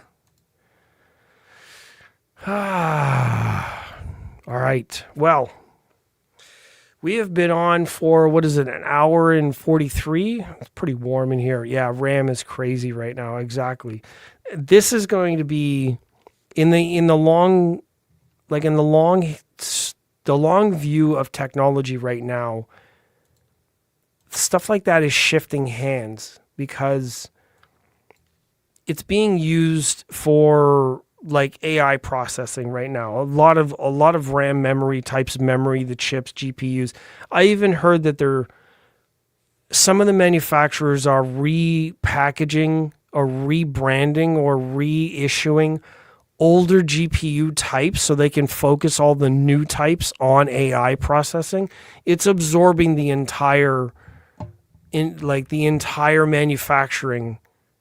And they don't want to, like you were saying, they don't want to make the stuff available for the public because they can make more money selling it to like AI farms. Why would you sell it for less to regular people when you can make more money selling it to bigger brands? That's part of the business.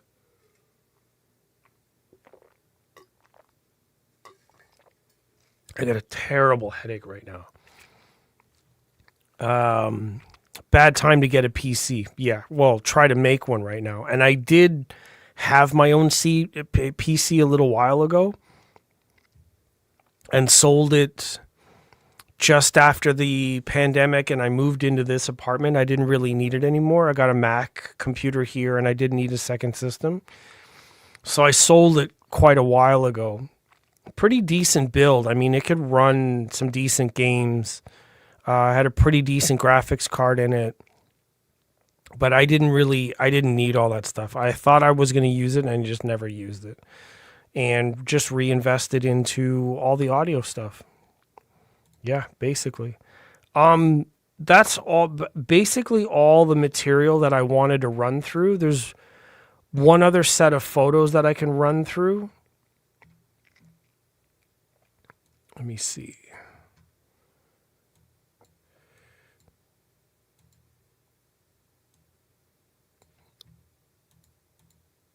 Share. I could finish with this one. Yeah. So basically just all the systems at True Tone and the S5 power amp there for Rotel. Not really sure if I need to go that big. Like, again, I think I'm really comfortable with the Class D amps that I have now at almost the same amount of power output. To have a 130-pound Class A, B amp like this, even though they're touted to be this or that or powerful or strong or sound or whatever, I'm coming into this kind of maturity in myself to just say, I don't need it. I'm good. Like, I have what I enjoy, which is good enough, and I'm rejecting the idea of chasing the dragon. I've done a lot of listening to like psychology podcasts and listening to people talking about motivation and value and all that kind of stuff. And it's just come down to this idea of like, I don't really need to be chasing the way I used to be. So for me to look at reasonable systems and like, I personally I don't need it for me. I feel like maybe I can just enjoy it for other people, right? Like if I'm borrowing stuff, if things are coming in, if I'm going to locations, I can still enjoy the hobby of things without buying into things, is what I'm thinking now. Like I plan on enjoying the audio community and the audio hobby, but I want to do it in a different way. Again, there's so much advertising out there now, and there's not enough knowledge and not enough education. So much advertising.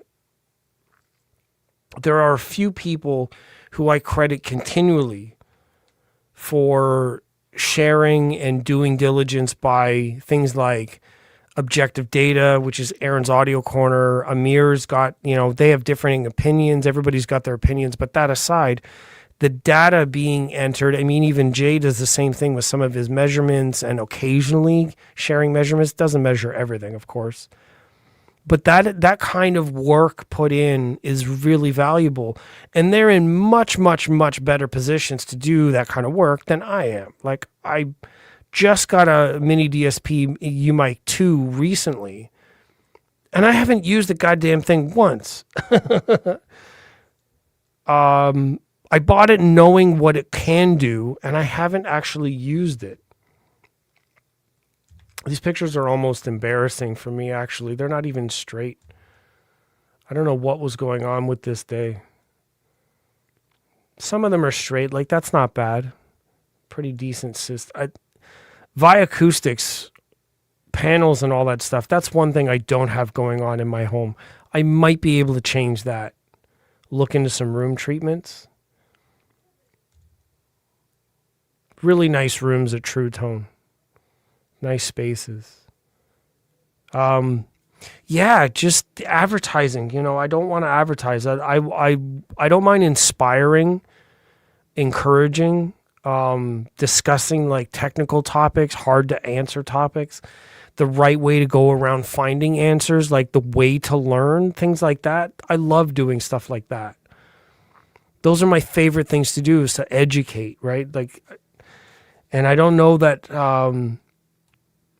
I don't know all the options that I have are going to be as valuable as some of the other guys out there.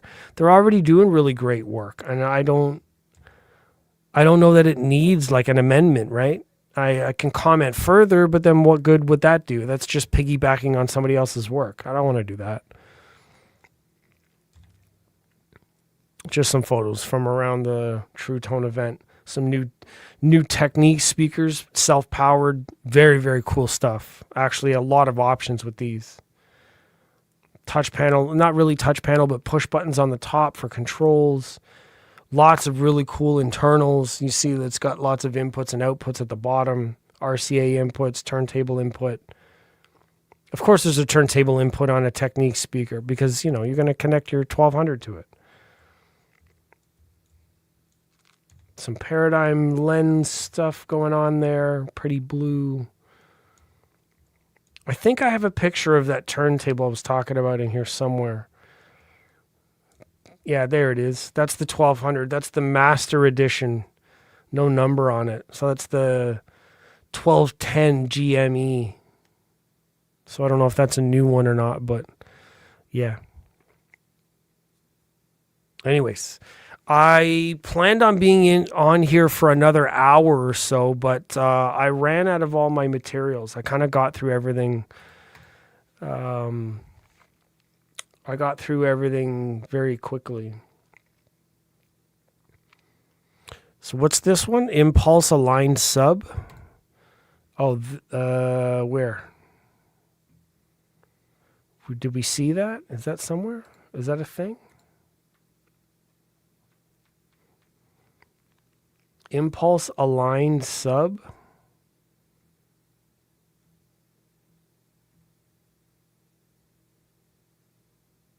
You're talking about this one?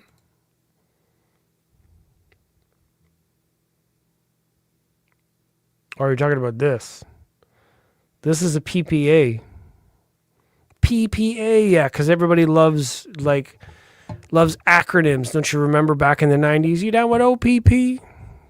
Yeah, you know me. You know, everybody's been like acronym crazy. You talk about like business talk. Everybody that sits in offices loves their goddamn acronyms.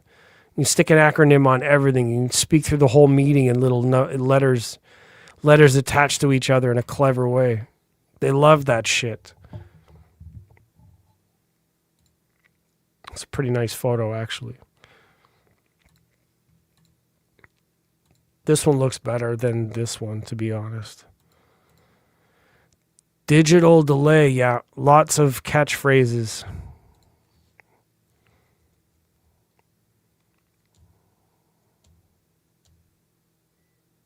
Nads.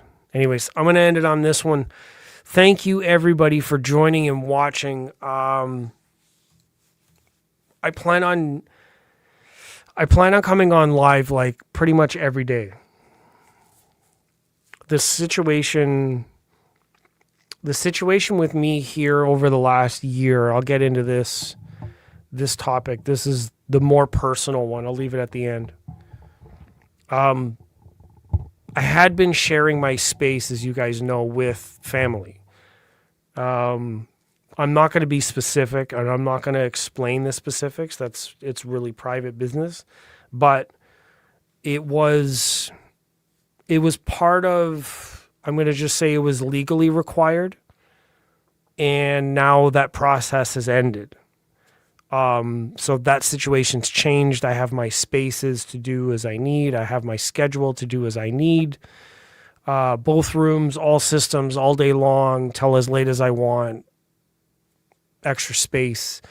Now, that process started in 2024 in November. So from November 2024 all through 2025, the whole year up till 2 weeks ago, or actually not 2 weeks ago, earlier this week, I had pretty much been kind of coming in and out of my room at certain times based on availability.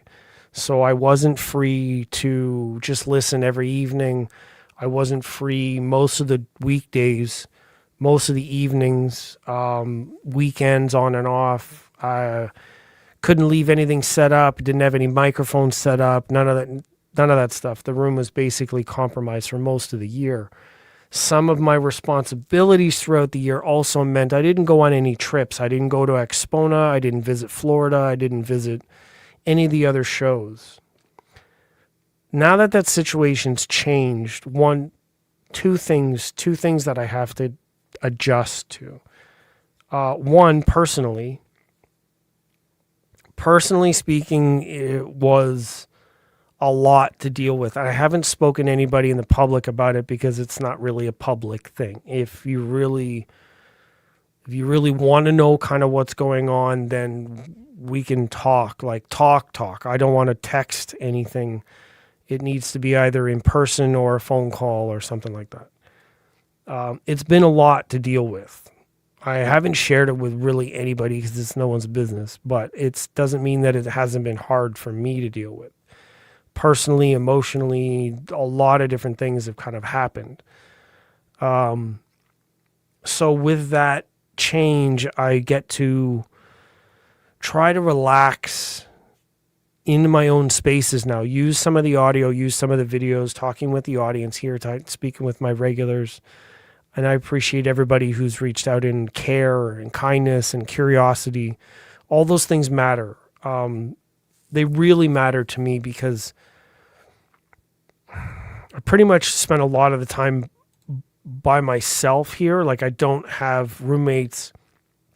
I don't have very many friends that are around in this area. I don't get to see many people.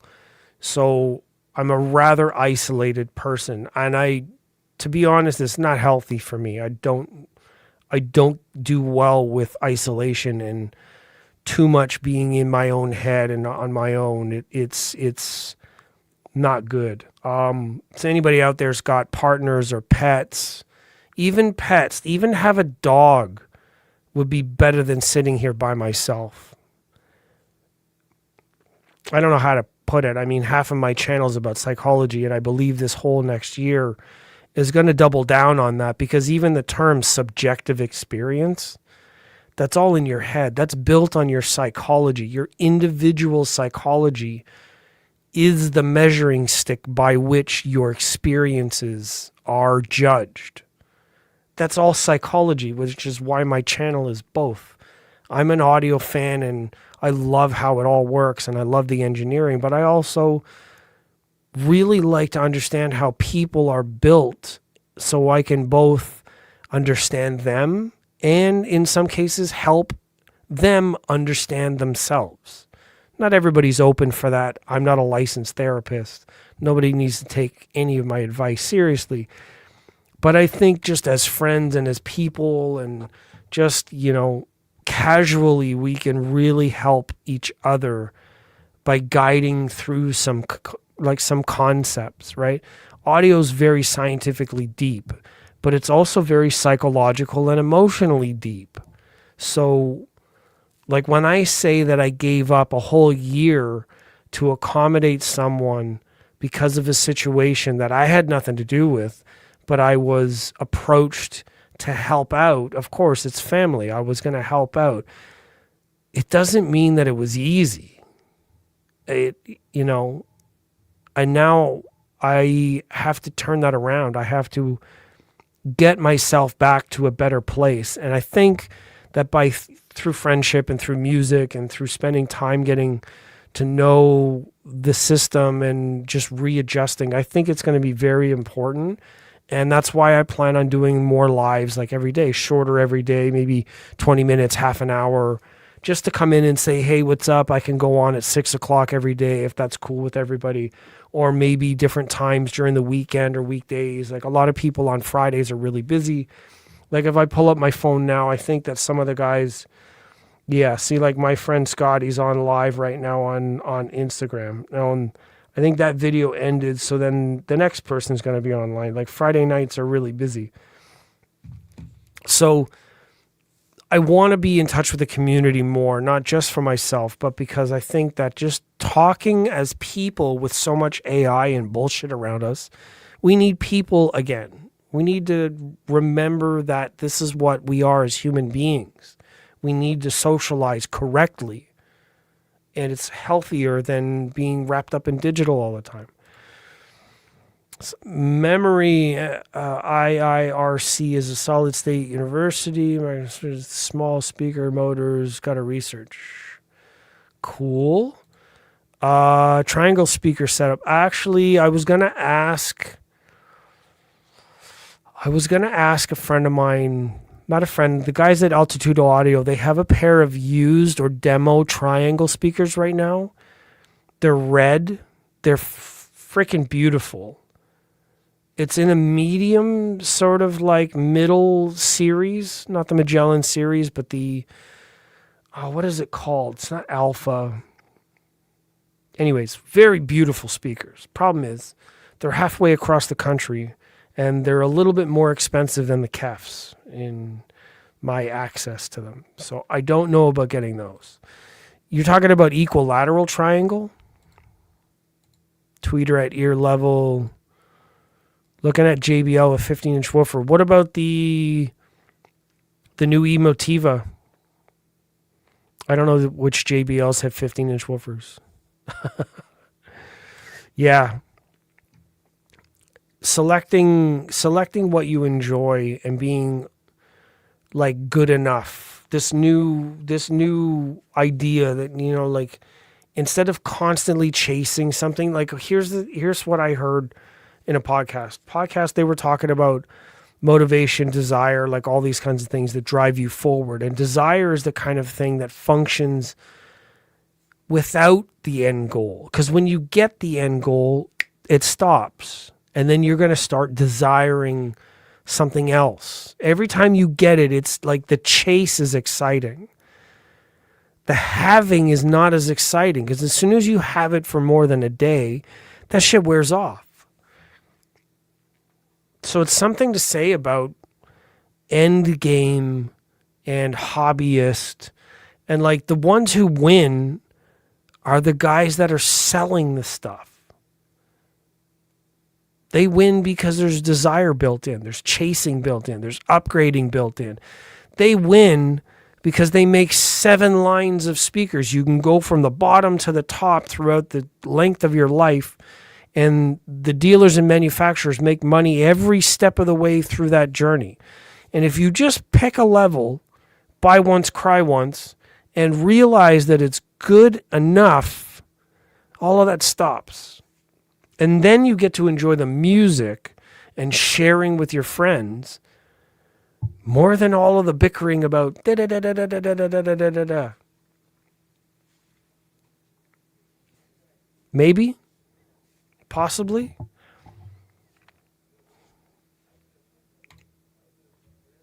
Micro electromechanical systems. Oh, so it's a company. Interesting. It's all about the music. It should be, but it's also all about our friends. This is, to me, more important. I don't know that it would mean nearly as much to me if there was no other, no people involved, no friends involved. The best feelings that I have in audio are when I share my systems, even when I'm selling stuff. Sell speakers recently, and the guy picked them up and got them home, and he messaged me right away, and he's like, holy fuck, these are so good. I was like, yeah, that's why I didn't want to sell them for the longest time, and they were so amazing. But budget is what it is, money is what it is, and it has a function, and it's not useful if it just sits around. So, yeah, the sharing amazing sound with people and having their face light up, that is almost more important to me than most of the other stuff. Just having fun with your friends. Let you delve into it later. Yes, maybe. What's this? Got a paradigm. What for? The word or the brand, as in the way to do things, a method of doing things. It's a very clever brand name, honestly, but it's so sad that they fell behind. Well, I've been waiting for you to come back for a chat, so there's that. Yeah, well, I would love to chat about a lot more stuff, like offline. Really, there's a lot of stuff going on. Persona. What about Persona? There's a guy that's got personas, I think. Nikita, do you still have personas? I don't know. Going with the first and very rare audio get together tomorrow. I feel super lucky. 55 minutes away from the guy hosting. Hope to make connections. But see, this is you jumped in right at the right time. I don't know how long you've been here, but that is exactly what I'm talking about. That feeling, that sense of like getting together with audio people and enjoying it together, like in person. That's where the audio stuff belongs. I don't know what the hell's happened online anymore, but oh my God. I feel alone in YouTube as a community, but I've been in person tech community all my life. Yeah. It's so important to have real community though. I don't mean just digital. Like I text with most people on my Discord, and Facebook, like all the time. I'm available all the time. Not to say that I'm in the best moods all the time. I will admit that. I have my own issues too, right? I try my best, and I try to be available, and I try to at least answer and say something, The thing that bothers me the most about online media is getting ignored. It's nearly impossible for me to be anywhere without my phone. And within 2 seconds, I can see if somebody's left me a message. I don't know how other people's habits are with their phones, but I hardly think people are too busy in a 24-hour period not to fucking answer you. I don't understand what that's about. I don't understand what that's about. I mean, yeah, maybe it could happen, but like everything on our phones has a notification. I don't know another way of being. I will always see messages and I will usually always answer because of this kind of comment. We're in, community and friendship matters a lot. And to think that I would just see somebody's message or just not even look to see if there's messages, it could be anything. It could be anybody. Any friend or any person actually needs help. And they reached out to you to say something. The least you could do is just look and answer it and be like, hey, what's up? You okay? Like more and more now than ever, you don't know what somebody's feeling. You don't know what they're going through, especially if you haven't talked to them in a while. It's so important to be there and just answer a message. It can't be that difficult. Everybody that I know takes a shit at least once in 24 hours. Take your phone and look at it and see if there's messages. It's not embarrassing. Just pick a time. It's worth it. Yeah, personas. 3's in center. Right. I remember. And they're light colored.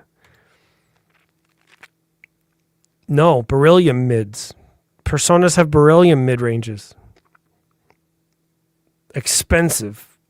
And I bet you their next ones won't have it. Oh, you guys want to see something really cool? This is something that came up recently. I have my speculations, and it's just a speculation.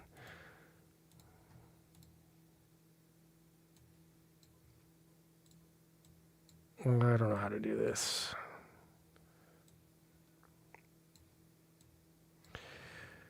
I'll share that. Take a look at that. What does that look like?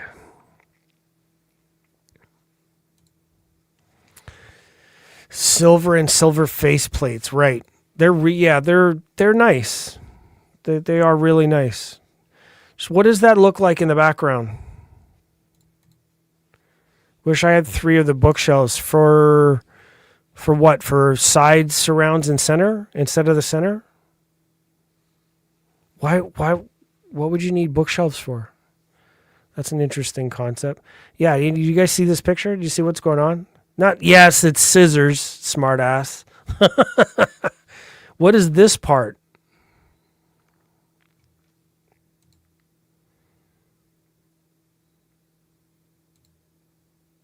Three matching for LCR. Oh, instead of the 3 Fs, you'd get rid of the 3 Fs? Interesting. I don't know that the Persona B is going to be good enough for theater or music. It's not a lot of output, right? And yeah, that's what I think these are. I'm not going to say where this is from. You guys are going to need to be your own eagle eyes. I just want to put this out here now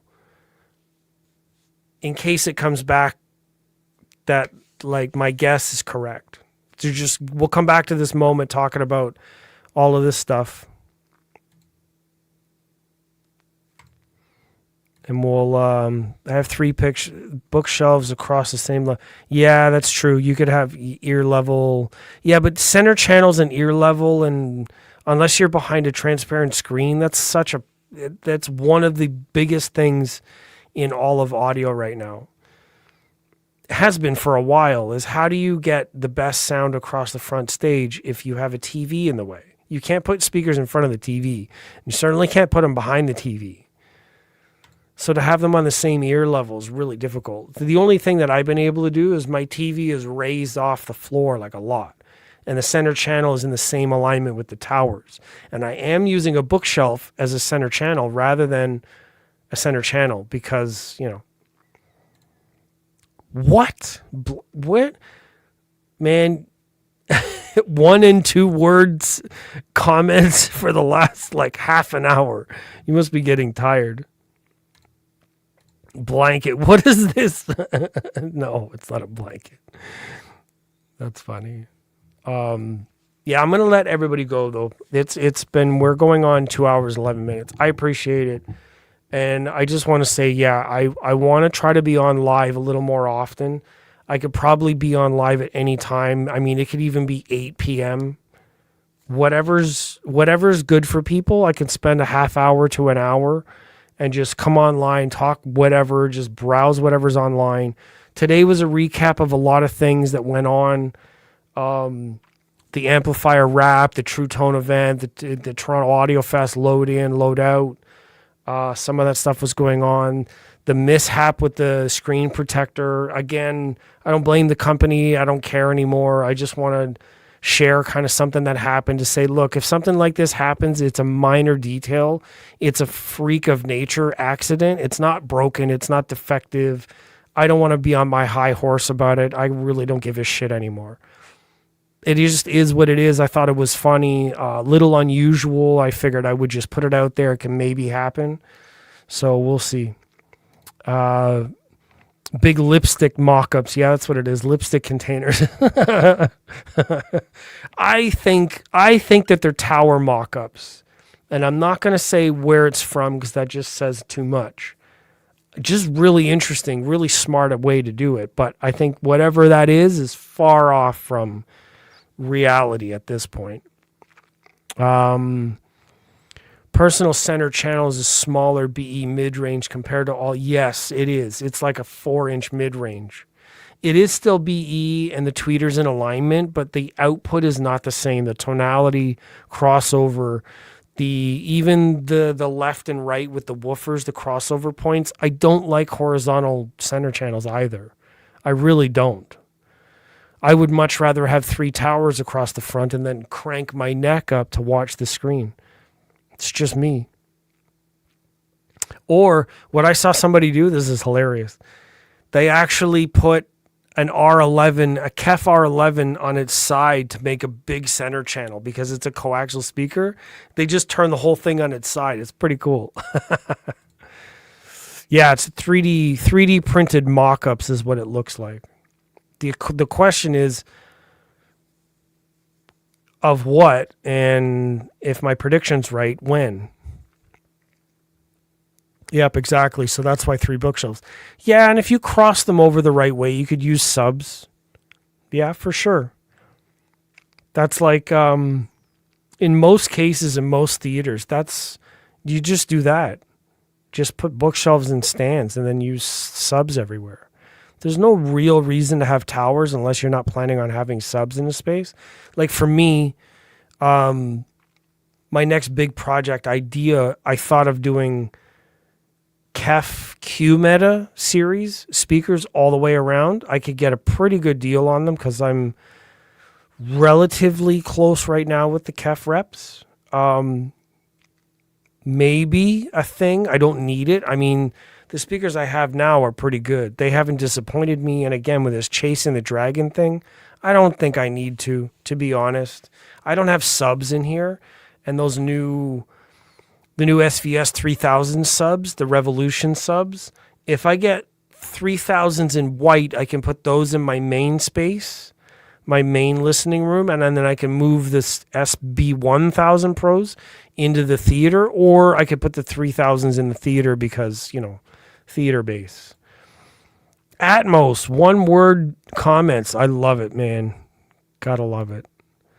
Anyways, thank you everyone for being here. I will sign off. I need to quell this headache that I have. KEF Q4 Meta. Is it Q4, the series? Yeah, whatever that one is. But I would do like the concerto bookshelves, like everywhere. Same speaker everywhere. Around the sides, around the back, across the front, center channel. Just put the same speakers everywhere. The problem is if I put one in the center channel, not R3, Q3, concerto, the series below the R series.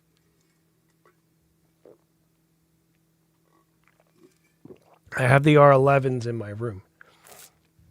I don't need the R series for theater. It doesn't make any difference to me. I don't need that much quality. I think the problem is this light. It's giving me a headache. Yeah. Join me for the next stream. I don't know when. Honestly don't know when. I need my whole room is not in order. So tomorrow is my day to adjust everything, put it back in order, connect all the amps, connect the subs, dial everything in, clean up the space. I have a bunch of stuff in there that doesn't need to be in there. I need to clean all that stuff out. I wasn't doing it during the week. Just trying to just pace myself. I've been, it's a unique stress to share your space with like an unexpected roommate for so long and under certain circumstances. It's a lot of stress that's got to come out. So just kind of, I'm like letting it trickle out. So, maybe tomorrow at some point I can jump online in the afternoon, evening, 6 or 7, like normal evening time. I'll try to keep it at the same time every day unless I'm busy. And we'll try to catch up then. But at the same time that I say that, anybody who's watched this, if you've stayed on here and watched this right to the end, thank you. But also join the Discord. All the links that are in my profile for social media, Instagram, Facebook, like all those messengers, all the chat group, like we can have conversations all the time. It doesn't have to be live like this to catch up. It could be any of the messaging groups. My email is open. Anytime like that. I really feel like this is a year for me to focus more on what community can do for the hobby rather than advertising for brands. The brands are doing fucking fine. I think the community needs help. So I think we should focus on that. Friendships, connections, trying to understand what we're really doing in this thing and bring the noise level down in the community, right? Make it more meaningful. That's what I really feel like focusing on this year. So thank you and have a good night. I wish you well. I will see you in another stream. No, I still have the kefs. I'm keeping the kefs. I think for the time being, at least for the year, I'm keeping the kefs. I don't have enough to get the R5s or the reference 5s, but yeah. Anyhow, I have one other set of speakers that are coming. You guys, anyways, I'll save that for next time. Discord link, check it. It's not working. Okay. I'll double check the invite link. I will do that. I can't put it in here, but I will in the profile. Thanks for that update. I will double check the Discord link. Okay. I'll see everybody in the next video, probably tomorrow evening. Still here through to the end. True Voice of Reason, Nikita, Pixel Castle, Mirage Bryston. Thank you everyone for hanging out right to the end. I appreciate all of you, my regulars and my friends, those who have watched after the fact on Facebook and otherwise. I said a lot in this episode. I shared a lot of different stuff. You can just leave it in the comments. Get a hold of me somewhere on one of my platforms. Look, I'm open for business. I'd love to make things happen with people, but you know what? It's got to be worth it on both ends, right? I understand that the certain value proposition has to be there to make things work. So let's see what we can do. Try to make 2026 the year of a comeback, and we'll do better things. Community needs to stop being nano-focused. Eyes must be open. Yes, exactly. Eyes and minds open wide. It's not too late. You see this? You see my shirt?